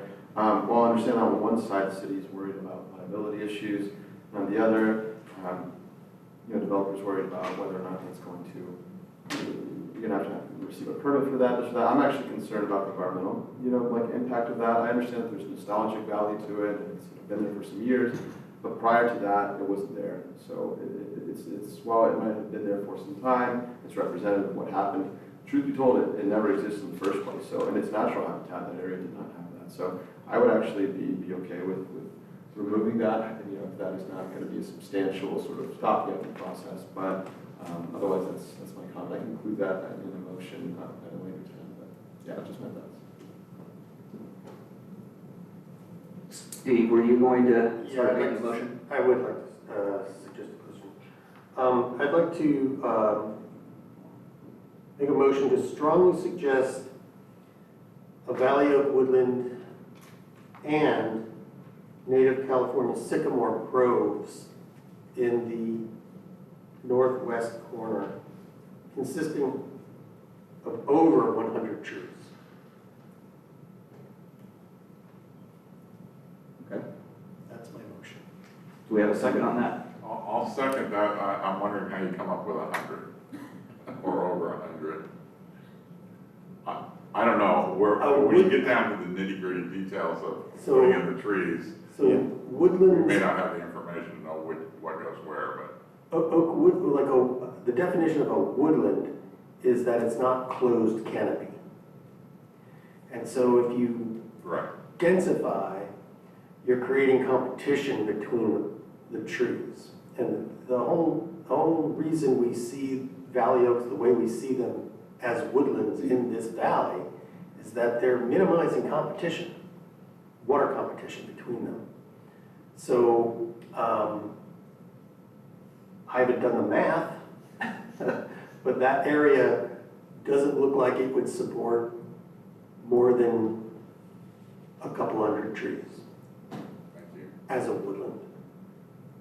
So we're not looking for a forest, we're looking for a woodland, and we're going to try to simulate, what would have been here. And I think your survival will be higher if it's a lower density, and your costs will be lower.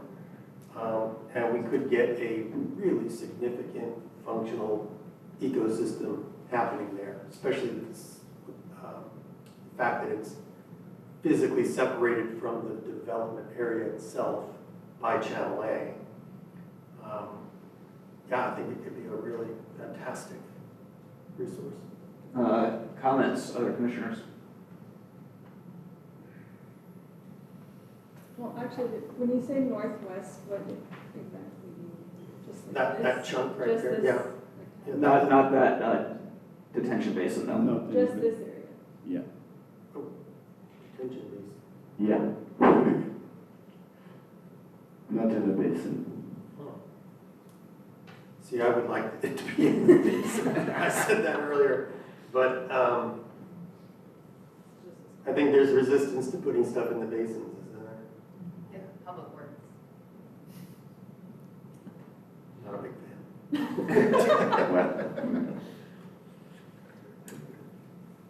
Yeah, but I guess it would be in that just zone outside the basin. That's too bad. And just a quick question on that basin itself, that Channel 8 overflow basin. What is that size based on? Is there flexibility, or is there some sort of kind of engineering requirement that it has to be that size?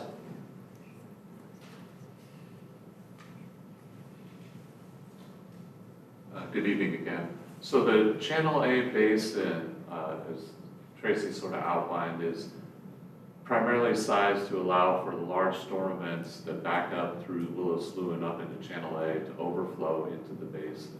So on our project site, we currently have about 2 acre-feet of FEMA floodplain storage that we'll be filling for development, and we're replacing it with approximately 33 acre-feet of volume inside of Channel A basin. So while Public Works has indicated that they would prefer that the basin does not have trees in it, I think that we can find some flexibility in your motion to, expand the tree coverage as much as we can along the edges and reshape edges of the basin to create a little bit more space. Could it potentially just be low density within the basin, like very scattered trees? I don't, from an engineering standpoint, I don't think there's, the functionality of that basin will fill up only during the larger storm events and then drop down. So I think the trees could be scattered in there, provided, I can't say I'm an expert on tree survivability, but how they function inside the basin. I would just note elsewhere in Channel A, there are trees in the basins that are relatively spread apart. The water fills up and flows right through the trunks of the trees. Yeah, there's no functional impediment from an engineering standpoint. I think it's mostly maintenance for Public Works, and then, how does a Valley Oaks, do if it gets some water in the roots. It's just an observation. I am a riparian systems expert, and Valley Oak trees grow inside the channel of Boot Creek, and they're flooded for multiple weeks, and they survive wonderfully. So I don't think flooding in the wintertime would be an issue. It looks like something's brewing over here. Well, I was wondering if we could just say a couple things. So just to be clear, so even though this is another first for this buffer, is that we currently don't have any ag buffers right now in the city that have actual, functioning public works drainage basins in them. Right now, all the drainage basins that Public Works manages are kind of separate. They're not considered quote unquote open space. They're not managed by open space. They're managed by Public Works, even the ones that look like open space, like West Pond and North Pond, as we know. So this is the first one where an actual Public Works facility is going to be inside, an open space area. So this, by definition, then it's going to be jointly managed by open space and Public Works. We've had some, initial conversations with Public Works about it. And so Public Works, obviously, open space doesn't want to be responsible and shouldn't be responsible for maintaining the stormwater drainage capacity of this project. So, Public Works, it will be managing all four of these basins. Open space will be managing everything else. And Public Works is also obviously responsible for the channel, the actual channel, not so much the buffers, but the channel. And we've talked with them in general. They haven't really wanted trees or shrubs, obviously, but trees. They go in, especially some of these basins that are narrow. I mean, we could potentially talk to them about this Channel A basin, but especially these narrow ones where honestly they're going to go in there with a mower and mow it, and they can't really go around trees. So I just think, it's just to note that, Public Works has, what we felt was a compromise was that, we would want them to be managed as, native grassland areas. This is the first I heard tonight that maybe they're not going to be native grasses, they're going to be not native. That's a discussion that we all can have. I mean, I think open space would prefer they be a mixture of native grasses and forbs. That's what we are comfortable taking care of, and then also that would contribute to the habitat that's around the basin. We've, I think the city has had experience where we've planted non-natives, and we've had issues with that in our various other open space areas, even if they're not invasive. So anyway, I just wanted to say that, we could potentially, talk to Public Works about their thoughts about potentially putting some trees, in this area, but just saying, in terms of their desire to maintain it as like a grassland habitat. You know, they go in and they're gonna mow and going around, they're not gonna wanna go around a lot of trees, I guess is my point. I don't know, Chris Gardner, the Open Space Lands Manager, is here. I don't know if there's anything you wanna add to that. He talks to the Public Works crews more than I do. Yeah, thank you, Tracy. Chris Gardner, Open Space Lands Manager for the city. Just to second what Tracy has said, and after 10 years of ongoing discussions in partnership with our Public Works Department, just appreciating what their maintenance regimes are and how they differ from mine in open space. I would also just like to advocate for the benefits of open grassland and open wetland habitat, and as impacted as any other in the valley here, and really just want to put in a plug for the value of having that habitat type being part of the overall project, adding to the diversity. In open space, generally one of our priorities on all of our existing sites is to really improve biodiversity through native forbs. And this is a potential, a great addition to that, especially working with the development team to, bring a lot of that on board right off the bat and have that be the baseline that we need to manage from going forward. Thanks, Chris. I have a question for Chris. Yeah. Chris, what's the potential for, say, grazing as opposed to mowing in these spaces? The potential is already kind of the standard that we're establishing right now in the city. So I maintain the grazing contracts for open space and public works. We are grazing with either goats or sheep, depending on the site. Currently in some of the detention basins and channels. Great. Looking to bring it to additional sites. I think this would be perfect for that. So we wouldn't have to worry about mowing then, or? Well, Tracy brought up concerns about mowing. Mowing is the default maintenance regime. Grazing is a great tool to use. It is not as flexible or readily available on demand as mowing. The other thing that hasn't been mentioned today that is part of my consideration is fire abatement and the ability to abate fire concerns on short order if necessary.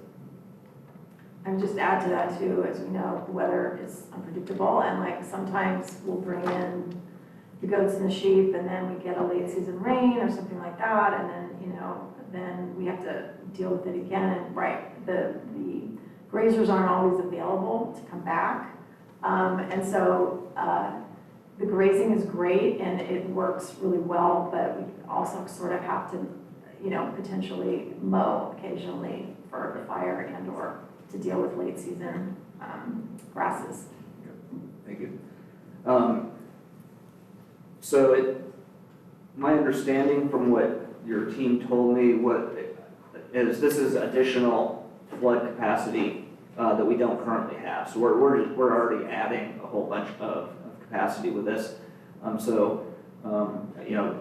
If Public Works doesn't want to have trees in here, I suggest that we shrink some of that basin on the western side so that we can't get kind of a critical oak woodland mass over there.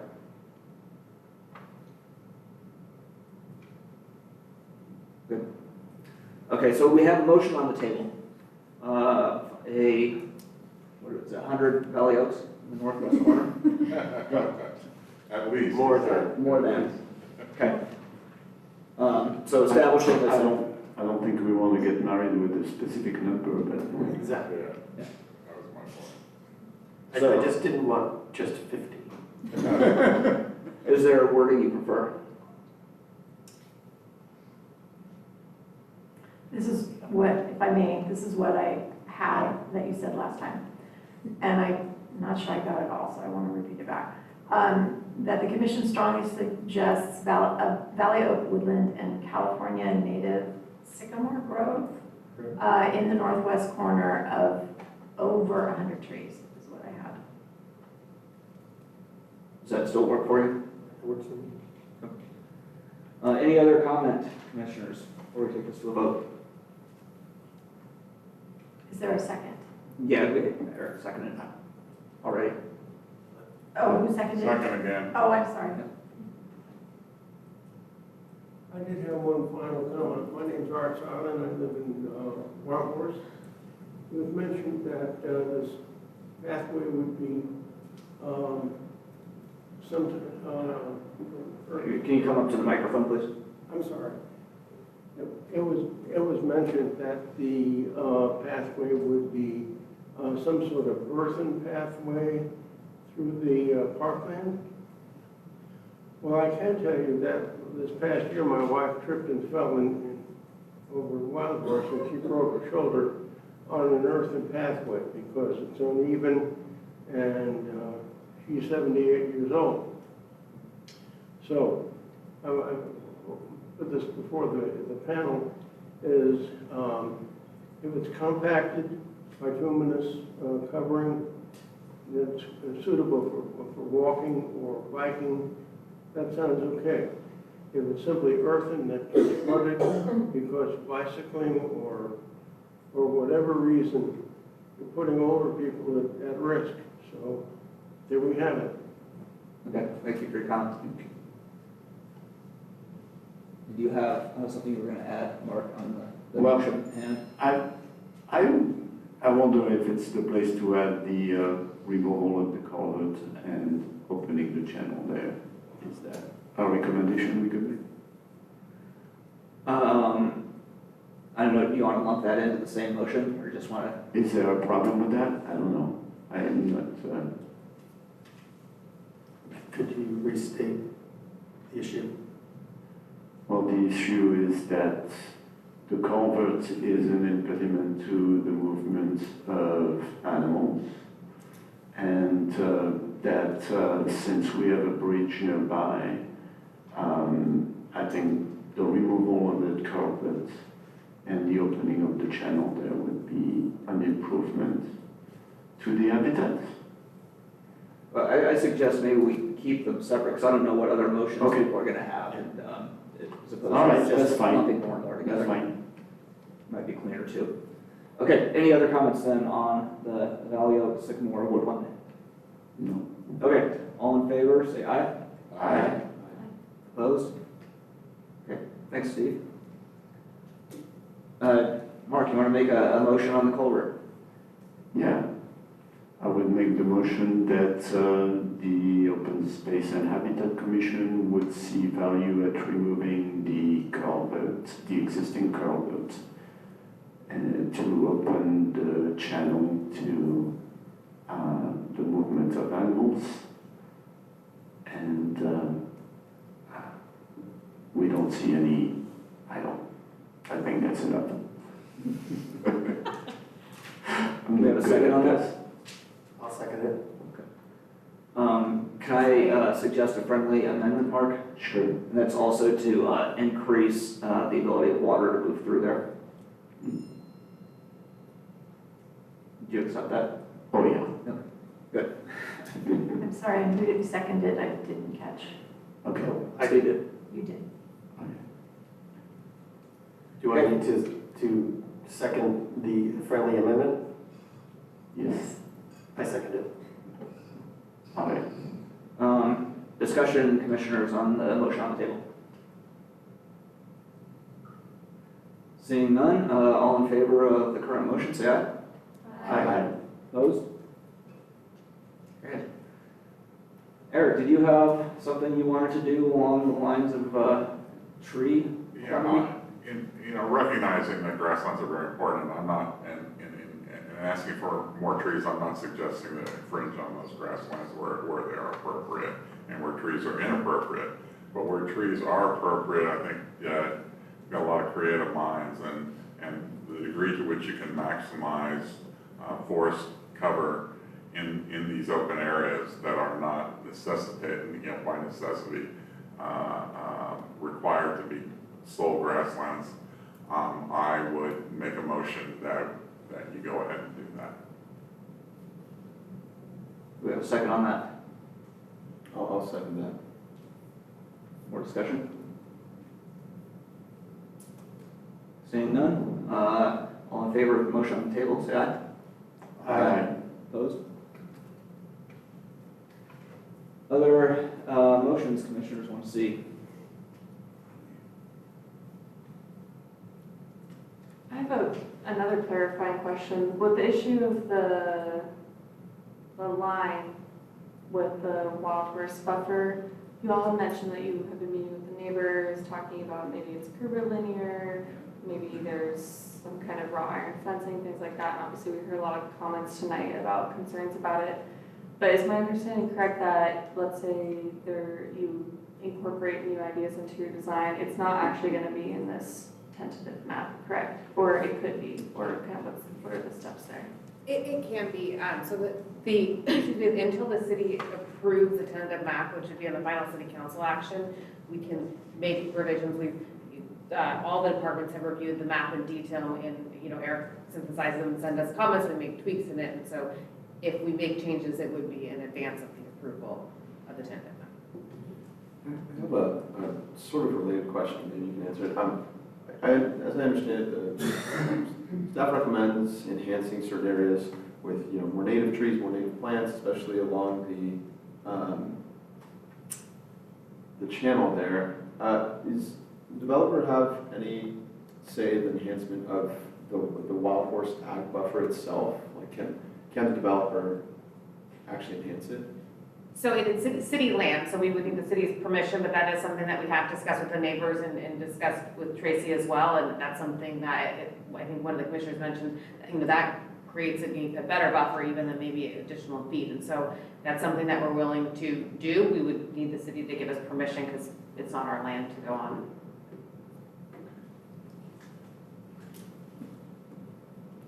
You make that motion?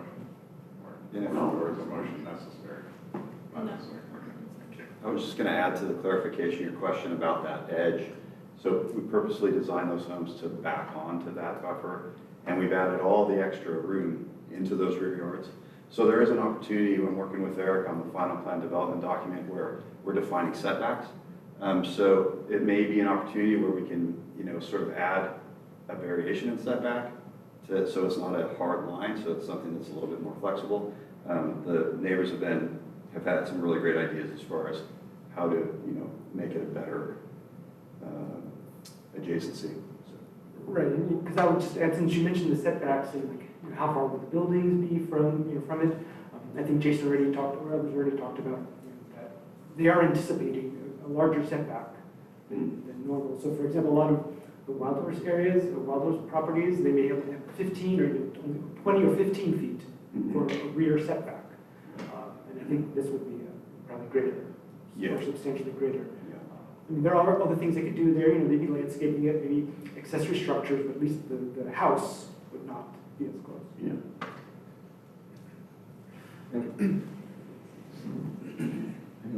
Any additional motions? I have a clarifying question. One of the public commenters was concerned about a gate being allowed into the wild horse ag buffer area. Can you address that? Yeah, so the plan development document would be where you could restrict things like that. So that'd be the perfect, document for doing that. We can set fence types, we can talk about setbacks, we sort of define all those things. Unfortunately, with the tentative map, we got it all there. So that would be the place to do that.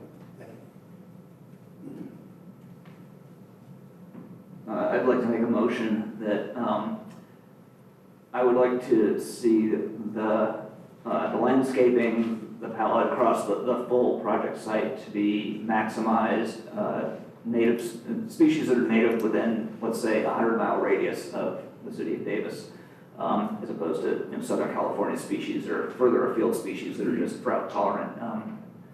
So I don't know that I can put a real number on, percentage on the project site, but to the extent possible, have plantings be Northern California native species.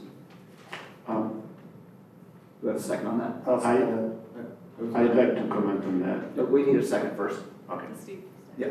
Okay. Well, considering the already occurring climate change, I'm not sure that 100 miles is necessarily the best thing to do for the future. I think actually plants that are more southern in California might be also justified. So this is my view on such a restriction. Okay, Patrick, would you be amenable to a friendly amendment that says within the Central Valley? Yeah, I'd be amenable to that. Okay. And I'd like to extend, I guess this will come in the form of a friendly amendment.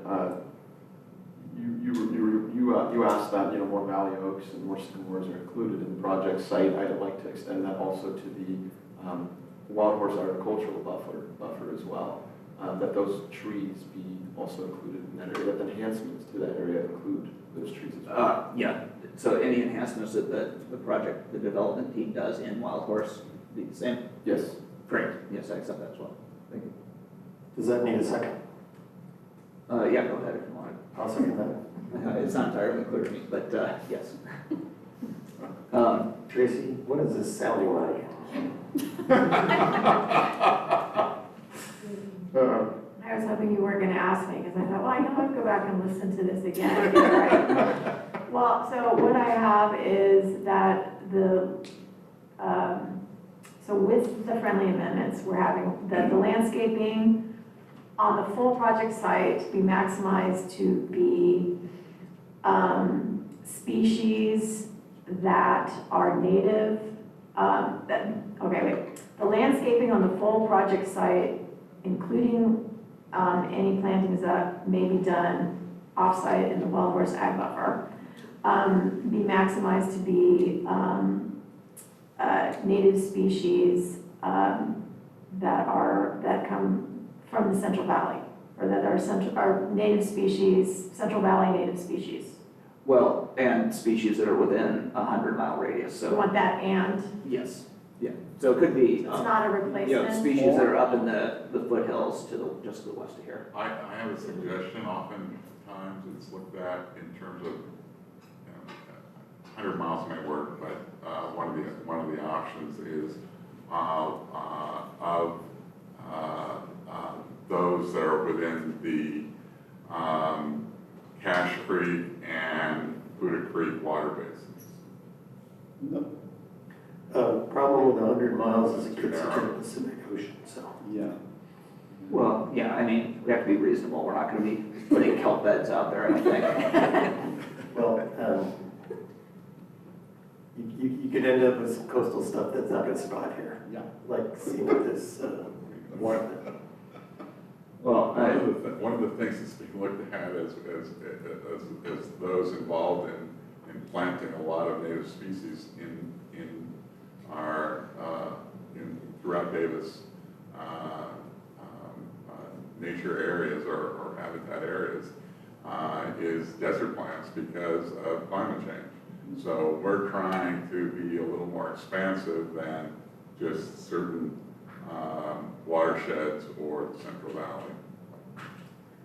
Yeah, from my standpoint, you end up in ecosystem degradation. You're bringing in desert species from 1,000 miles away that aren't really supporting the native invertebrate and other species that are here. You can have a requirement that the vast majority be, but I don't know. I think we're. Well, that's what's on the table. So. Okay, yeah. Otherwise, we're overmanaging. Yeah, exactly. Show me where we can buy those. What nursery's gonna sell around there? What's that? No, I can talk about it. Yeah.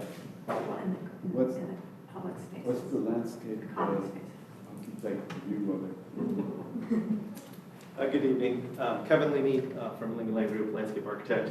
I think the challenge we get into some of this, and we start to talk about where we can get plants from, it becomes where do we actually can purchase those plants? What nurseries are growing these plants? We start to see these things out. It needs to be 75% native. That's great, but no one grows those. So there's no place that we can actually go to get those on a plan that someone actually grows. I mean, you go to UC Davis, Arboretum All-Stars, they're not all natives to this area, right? So you start to look at, we like to see adaptive plants, we like to see plants that work well in the area, but to say that it has to be native is very tough to do.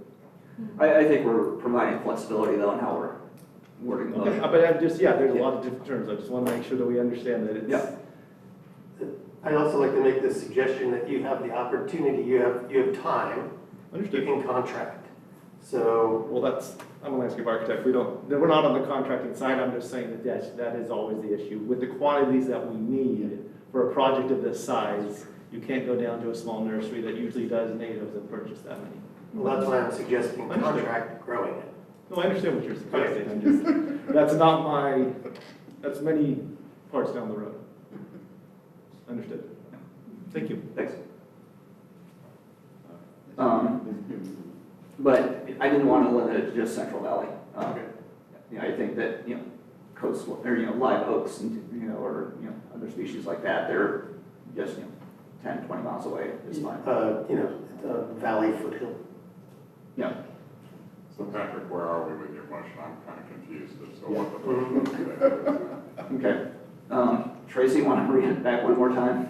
Okay, and I also want to clarify, I think I want to just confirm that you're talking about like the common areas and the public spaces within the project, not so much like people's front yards, right? Yeah. Right. Yes.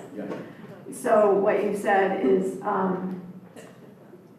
the landscaping on the full project site, including any off-site improvements that might be done on the Wild Horse Ag Buffer, be maximized to be planted with native species from the Central Valley and/or within 100 miles of the Let's say the project. Central Valley or Central Valley foothills. So not the 100 miles, Yeah. Central Valley or Central Valley foothills. Yep. Okay.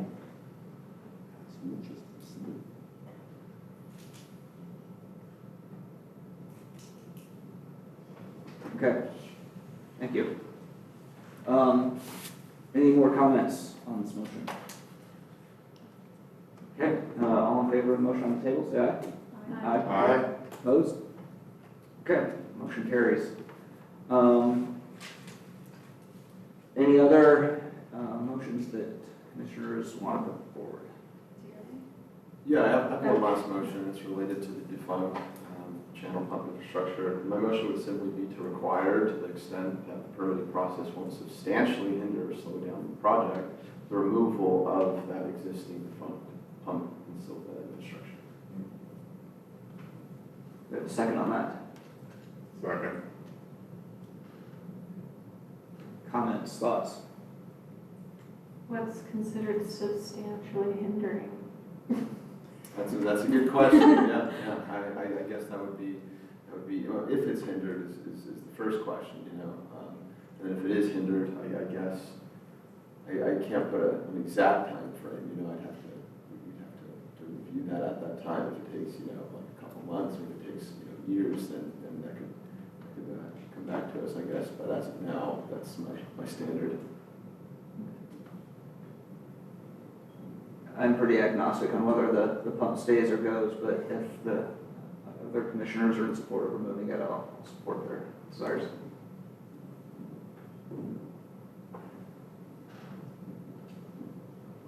I support removing it, for sure. Yeah. So you second? I seconded it already. It's already Aye. seconded, yeah. Aye. I'm just expressing support because Okay, sorry. it looks like a liability to me. Leaving that thing out there and kids playing on it and stuff like that, I don't know. It just seems dangerous. Any other thoughts? Yeah, I think Tracy even called that out in the report too, that it could be a liability. Sorry, I see you nodding your head too, so. Well, it's just, once it becomes public property, like now, it's private property and people are trespassing. But when it's public property, it's a different story. So I think it would be a huge liability for the city. I was thinking that it looked like it would be fun to play on as a kid. I just think it's kind of an eyesore in an area that we want to be a natural habitat.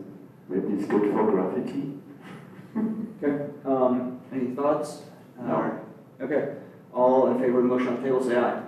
Aye. Opposed? Okay, That's it. I have one motion. yeah, go for it. My motion is to minimize concrete pavement on the east pathway in the ag buffer. Do I have a second on that? I'll second. Comments, thoughts?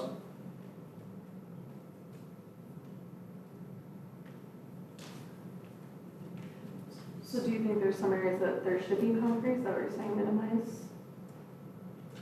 I think if for some reason, I'm thinking near I believe there's a dog park in that southern end. I Maybe think- if there's some major accessibility issues. Yeah. But other than that, I think non-concrete. That's what I was suggesting earlier, is that at least like the southern portion by those dog parks be concrete. I see a lot of people using that who, accessibility will be an issue. But north of that, I agree, totally. And just point of clarification. Yeah. That trail ties into the road at that point too, Yeah. so it's a nice spot where, you could access it from the roadway. Yeah, so that just north of the park there, we could tie that in.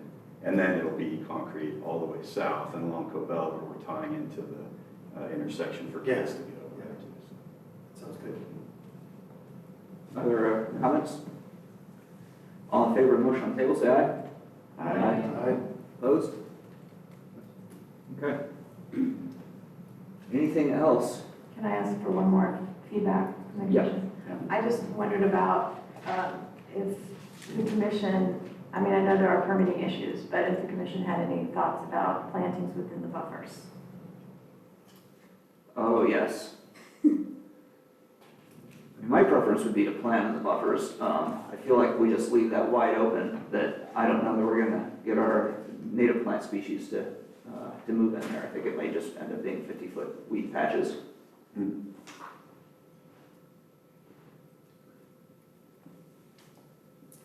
I don't know what the manager of open space think about that. I agree that it would be great to expand the riparian zone there with additional plantings. Sounds like that there may be a flow restriction issue with the flood board as a main process, something to hold up that process. I do wonder if removing that structure in the channel might open up some flow that would allow development on the upper buffers. Maybe there's a negotiation. Can we make a motion to explore that option? We can make whatever motion you want to make, Eric. I make a motion to explore the option of expanding the planting of native plants in the buffer zone. Along the creek, right? Along the channel, not the creek, along the channel. Along channel. Do we have a second on that? I'll second that. Discussion, comments? Okay. I do have a question. So at what point exactly is the fear that it would trigger the additional permitting? Like you've touched the banks, you've touched within 50 feet? Good evening again, Patrick Britton with Helix Environmental Planning. So the concern we've had so far is the comment letter from the Central Valley Flood Protection Board.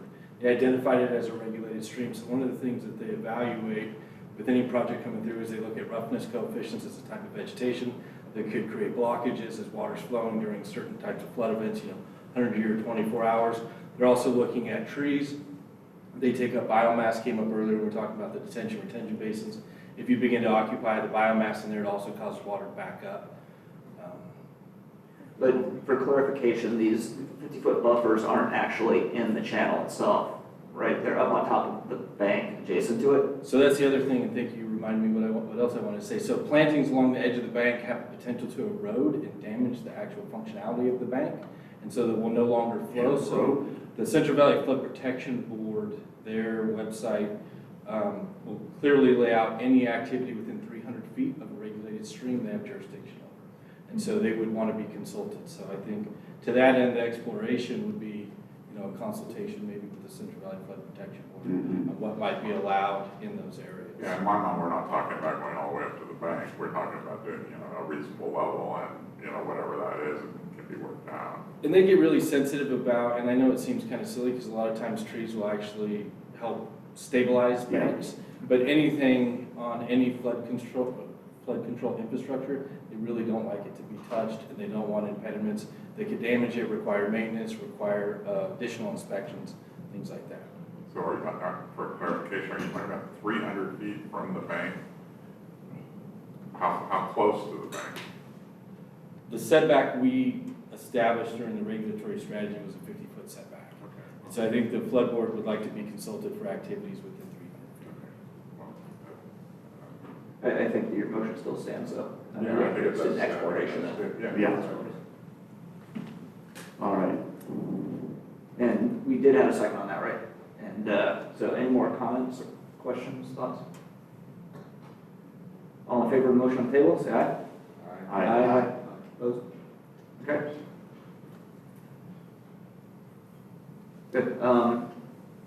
Anything else? Anything else we missed, Tracy, that would be helpful from your standpoint?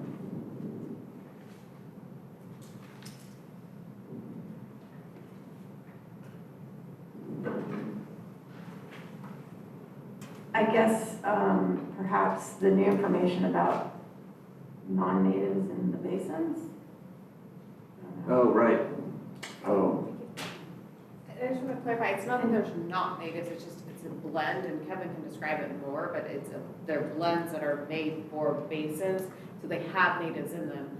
It's just not exclusive, so I just wanted to, but it's not native. It's No, I just a know, blend. it's a mix, but I guess could you clarify why you need non-natives in the basins? Is it because you want them to look green all year round, or is there an actual reason for a drainage, flood control reason? It's a little bit of both, and so, I mean, it's a mix that we get from Delta Bluegrass Company, I'm sure you guys are familiar with them, they're out of Stockton, and they have a mix that has 3 native plants, I don't remember off the top of my head, I could have brought that, and 1 non-native, and so it helps to have that year-round kind of green that's in there, and also to just provide, because all the natives don't like to be wet, have wet feet constantly on them, so it's one of those that actually does a little bit better. When the natives go dormant, it's there as a fescue, and then when the natives come back up, so it's a mix of them, so it has the ability to clean the water year round. Like, what would you say is the general ratio of native to non-native kind of? Well, it's out of 4 grasses that are in it, 3 are native and 1 is not.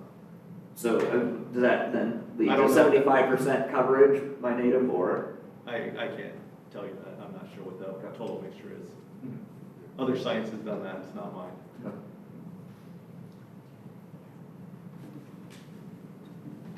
Does anyone, Can we, yeah. do you mind if Chris has some thoughts? Oh, yeah, Chris, go for it, Chris, let's hear from you. I would really support or promote trying to find a full native mix for the basins. This whole valley was native grasses at some point, got them that can take inundation periodically.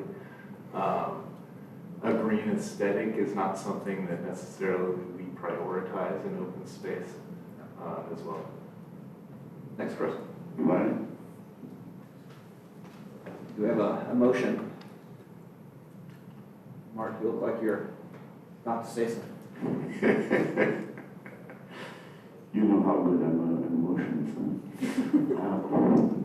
Okay, so I motion that we recommend planting the basins with a purely native grass mix. And Good.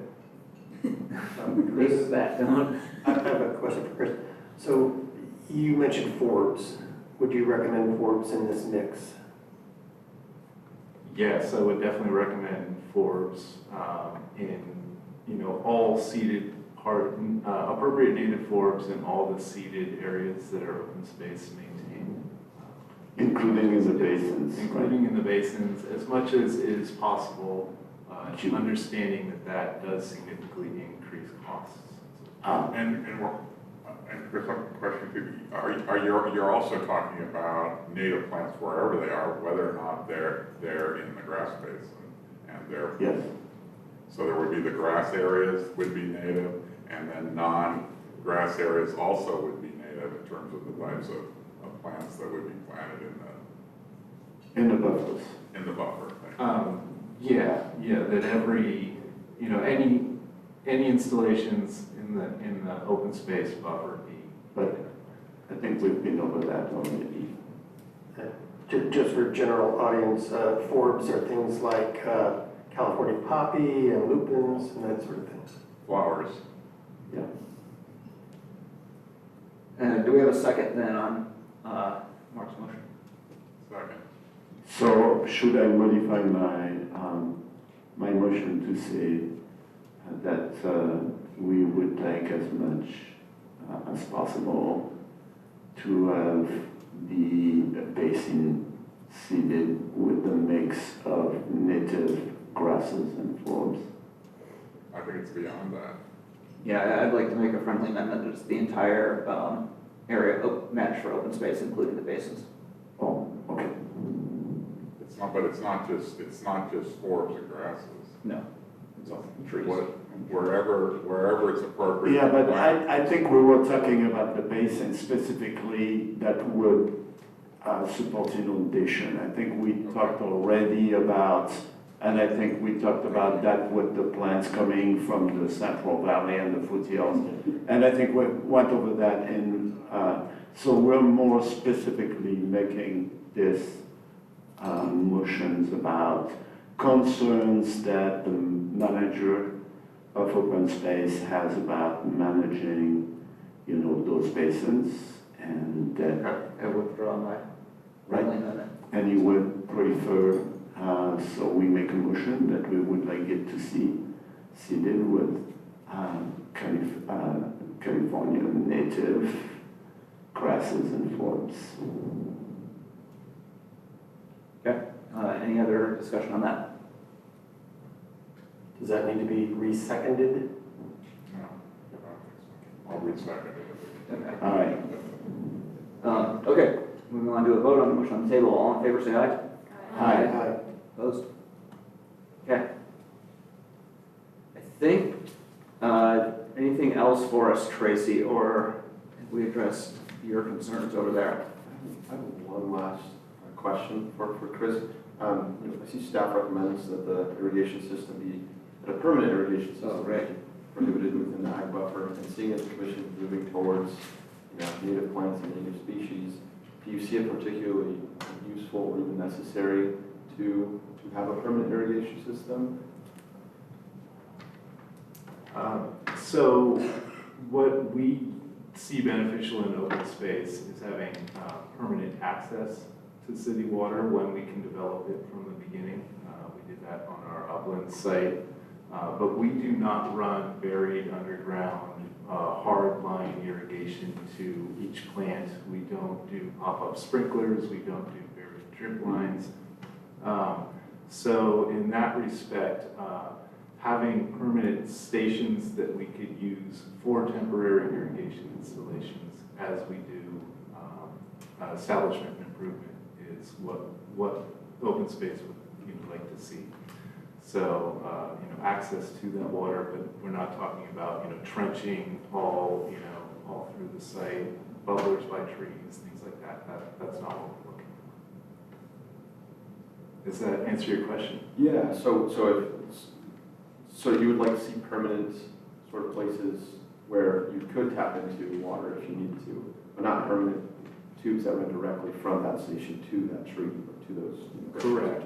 And my guess is that would maybe be something that would be designed as the establishment in the landscape design and establishment. I don't know what their plans would be to do the actual installation and establishment, but if that could be incorporated into the design, I think that would be beneficial. Is that something that's on your radar?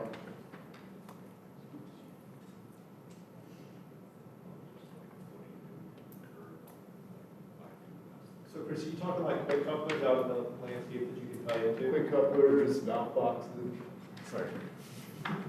Quick couplers and valve boxes that you can run, polyline temporary drip systems off of. All right. Yeah, I just think the point is access to water, yes, but not having, like Chris said, Right. any sort of Permanent irrigation system.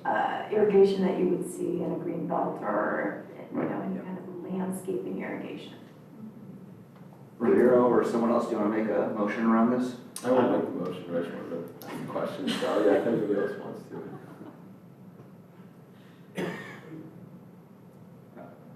Can you do it? I can take I make a motion that any irrigation installed in the open space areas are not permanent landscaping level irrigation, but sufficient to provide access to water, to allow for temporary, irrigation, and watering when necessary.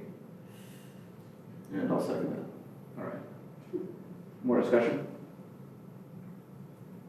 Seeing none, all in favor of the motion on the table, say aye. Aye. Opposed? Good. All right. Anything else? I have a motion. Okay. It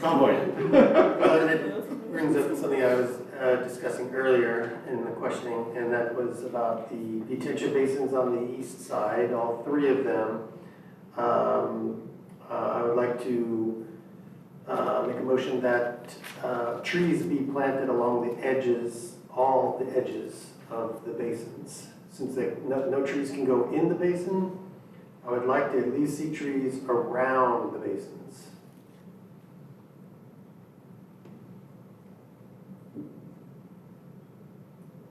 As opposed to other kind of native landscape? The way the schematic reads is that we're only going to see trees along the very eastern edge of the site, not around the basins themselves. Yeah. And I was trying to make the point that shading of the basin would protect soil moisture and increase the habitat value enormously. If you go to the landscape plan, this isn't the landscape plan, this is more of a designer's vision Schematic. plan. Yeah. Yeah. If you go to the landscape plans in our PowerPoint, I think you'll see the trees there. Where is it? It's on our presentation, Is it? up This guy? number It's up one. 13, I think, all right. There we go. It's just the same as we. No, because it seems there's some on both sides of the path there.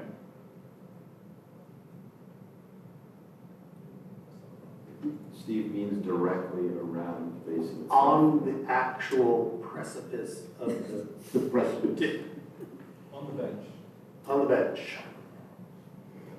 And I think maybe if you just made it subject to Public Works, I think that'd be it's for them to tell us if that's okay with them, but if Public Works is okay with it, then. I guess just in looking at this too, my concern too is just, when you're walking here, I don't know, it looks like all these trees are kind of, I guess I'm just wondering how shaded the trail would be, if you have the afternoon sun coming this way. If there's nothing on this side, these look kind of all in a line like street Yeah. trees. Yeah. They It could looks be- very linear and kind They of. could be staggered maybe on both sides of the trail. And We already talked about adding trees, it's not a problem. We can add. And I also want to be careful about this one. Maybe you guys have looked into it, but there's a sewer line up here. I just want to make sure, I don't know how the trees in that area impact ours. I don't know, Public Works maybe doesn't care if trees are planted there, just as a note that there's a sewer line there. Anyway, Did we get a second? so Steve, is your motion you would like trees to be planted on the edges of the basins on the eastern side of the buffer? Trees around the basin on the eastern side of the buffer? Yes. Do we have a second on that? Second. More discussion? No. Seeing none, all in favor of the motion on on the table, say aye. Aye. Opposed? Okay, any other motions? Not a motion, another question for the team. The meetings you're having with the Wild Horse neighbors right now, how are you documenting that and how do you plan to share that back with city council, if at all? Yeah, and Aaron had asked us to do like a public outreach plan, so all the meetings we've had, and so we'll be submitting that with our application that will go through all of that piece of it. Anything else on your end, Tracy? I just wanted to clarify, I don't know if you necessarily have to do a motion, but just that the commission supports either, depending on what gets worked out with Public Works, that we're either minimizing the fencing that is either around the basin Oh, yeah. or on the border of the project. Absolutely. Yeah. So we need a motion on that? Doesn't hurt. Okay.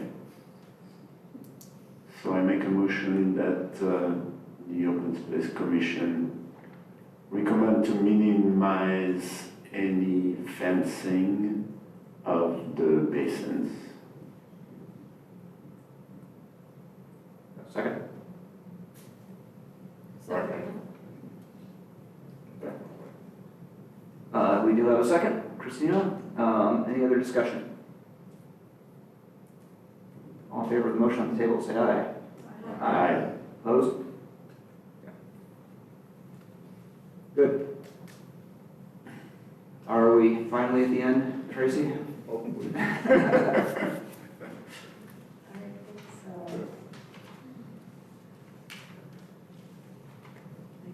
Okay, great. Well, thank you for your team to come in and bear with us over however long this took and answering all our questions and hearing all of our demands up here.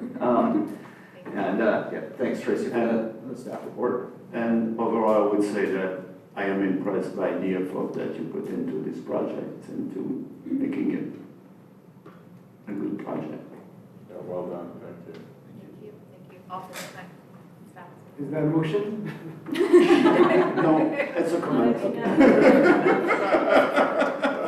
we got Eric on the back.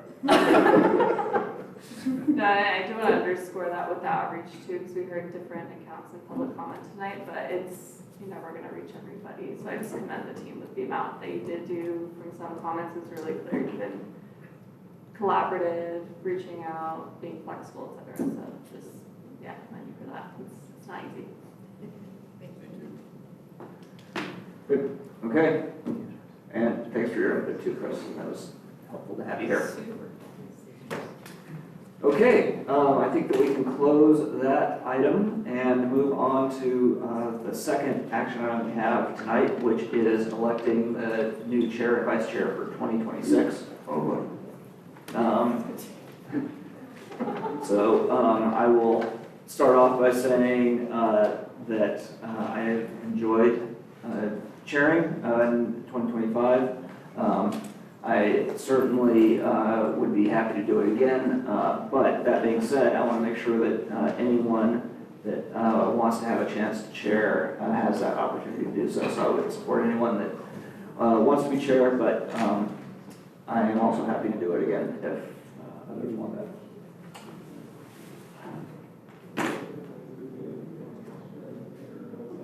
I personally am for reconducting the current chair and vice chair, but anybody else? I support that. Steve? I support your recommendation. Okay. Okay, you want to make a motion then on that? All right. I make a motion to name for 2026 the current chair and vice chair for another year. I second that. Any other discussion? All in favor of the motion on the table, say aye. Aye. Opposed? Well, thank you everyone for your continued faith in me at the helm. Thank you for your continued leadership. Okay, we may actually get out of here at a reasonable time. We only have a few more things to get through here. So we're gonna move over to subcommittee and liaison assignments. So Lower Poudre Creek Coordinating Committee, I was not able to attend the January meeting. I was at the two-day connectivity workshop in Sacramento.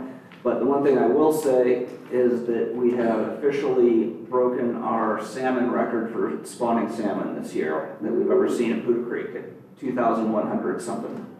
So the work that This is great. the city and partners are doing on the creek is really paying off, and it's very heartening to see something like that happen. Yellow Habitat Conservancy, nothing is happening with that. So moving on to the City Council requested subcommittee on the general plan and looking at open space priorities there. The three subcommittee members, myself, Steve, and Mark, have been meeting, and Michelle has been doing all of the heavy lifting on that. But the update on that is we pulled together, I would say, probably 90% of the data sets, and thanks also to Matt with the city for helping with the GIS on that and giving the data we need. So we have probably 90% of what we're looking for there, and we're in the process of developing kind of a prioritization plan for those data sets to get a better view of what the open space priorities are going to look like in the general plan process. Subcommittee members, or Michelle, anything you want to add?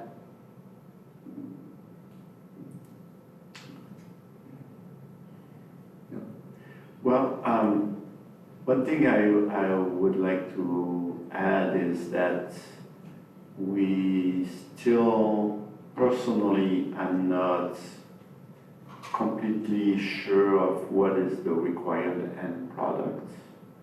And I don't know if anybody has some insight in that, but that's something that's been a question for me. Whether we need to restrain ourselves to a certain area around the city of Davis, and then also priority area to not be developed, or priority areas to be invested into the open space program, or both, or I think it's still a little vague in my mind, and I don't know if we could get more guidance on what's the expected end product. What do you think, Tracy? Well, this was a city council requested subcommittee. I guess I could see if I'm not quite sure how I would get feedback from them in terms of what they're asking for. Is it some specific city council person, or was it like the whole council? Well, the council took a vote. It was added on to some motions that they were making at that time for the contract. So there wasn't a lot of discussion, to be honest. I went back and read the minutes. So the city council did vote on it. I guess just guessing, I guess I kind of was assuming it would be sort of looking at the Davis planning area and kind of seeing within that planning area either some sort of ranking in terms of where those, the highest priority biological resources were, and then maybe, kind of staggering down to kind of looking at where development patterns would make the least impact on biological resources within the Davis planning area. That would be the other side of the coin, right? Then. Well, I mean, it's part of it would be used as part of the decision making for the general plan update, right? So it's sort of showing, okay, well, if you're looking at the huge Davis planning area, if we are trying to figure out where it's gonna grow, you know, what are some of the areas that should be avoided and why? Right. And, you know, these really should be, these would be great, you know, it'd be great if we could, but if you lose them, you know, they should be mitigated or something, but, and then these, well, we could lose these, or I don't know, But something area- like that. yeah. I mean, I don't know, something like that. But it's kind of general, it's not down to the parcel level or to the particular parcels. Well, I wouldn't think, I mean, because again, the general plan is a plan, it's a planning document.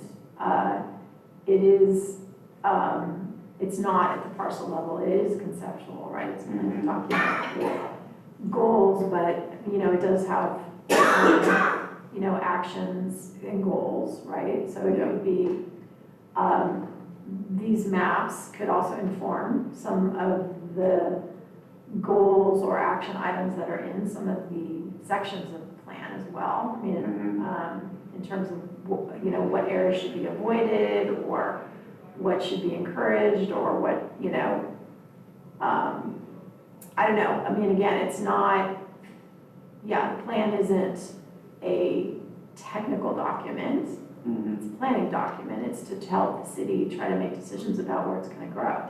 Yeah. So I guess that's what I thought the city council kind of wanted, was Okay. some tool to have the Open Space Commission kind of look at the planning area and advise on what parts of the planning area should we perhaps avoid, you know, should we steer development away from because of biological resources? Biological resources is the main concern, right? It's not agricultural or other. Well, I mean, it could be. I mean, it could be if there's a pocket of particularly, you know, class 1 soil Yeah. somewhere. It could be agricultural resources as well. It doesn't Okay. have to be habitat.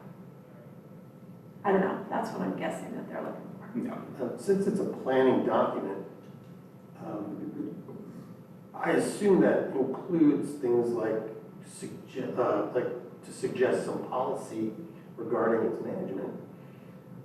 One thing that comes to mind is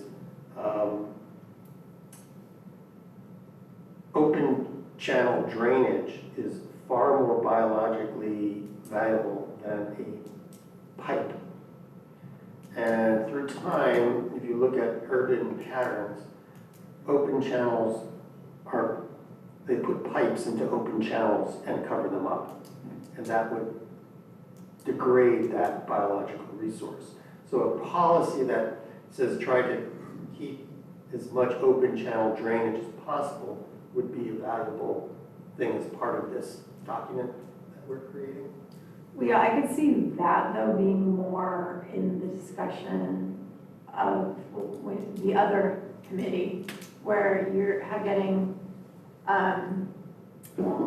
the general plan committee where you have different people from the different parts. So then you have, right, like you have public works or you have the competing, right? And you're talking about that, or that could just be something that, yeah, comes up in one of these discussions about when we're going to be talking about like the open space element or whatever, you know, that could come up. I don't see that as part of this city council requested subcommittee because to me, it said high priority open space peripheral parcels. That was really talking about. They're really talking spatial here. Well, outside the city limits, again, where, you know, not urbanized, you know, outside the city limits on the periphery of the city where, you know, are we gonna go this way? Are we gonna go over here? Are we gonna go over here, right? It's the peripheral parcels and it's, you know, looking at those areas and saying, well, you know, are there any, you know, really high priority, are there some really great ag lands we should avoid? Are there really great biological resources that we should, you know, you know, leave a distance from, right? Or something like that. I mean, I don't know. I mean, I guess. Yeah, that's useful. I think it's right. It's more That's at least how I'm thinking of it. It's more a And it's visual, more- a spatial thing where it's like you're getting kind of a view from 30,000 feet of the Davis planning area, and you're kind of looking at it like saying, you know, well, tell us, open space, tell us subcommittee, you know, where are the areas that we should avoid and Yeah. try to direct development in other directions because of Yeah, these biological away from those. resources. Okay. Is that That's my some- understanding too. Yeah, okay. Okay, so, speaking of this somewhat mythical, general plan, committee, I haven't heard that we have had a meeting on this yet since our appointment. You have not? No, we have not. Yeah. I mean, I can check into that. I haven't heard of anything. Yeah. So I can check in to see when the next one is. You haven't gotten any emails at all? I haven't, not that I've seen. If I have, then I've missed the meeting, but I haven't heard that I have. Okay, I can ask. Yep. Okay, so, moving on to long-range calendar with upcoming dates and agenda items. I actually don't really have anything for March. Okay. You guys already did Gill 3, you already did Billy Benson. I don't have the draft intergroup panels for North Davis yet. And at the moment, I don't have anything for March. Okay, well, let's just discuss that, keep it open, but we'll potentially not have a March meeting if there's no real reason to, and we'll just let everyone know. Yeah. Are we gonna continue to meet on Mondays, Yeah. for the subcommittee? Yeah, because we really need to push this thing forward. We need to get it done sooner rather I than have later. one date that's a little bit of a conflict, I just wanna throw it out there, it's the 23rd, it's a little rough for me. Okay, that's fine. But I think we can see individual participation Yeah, it'll help me, Steve, if you send an email or just say no on the meeting invite or just something like that, because I won't remember. I get home what you said, what date you said.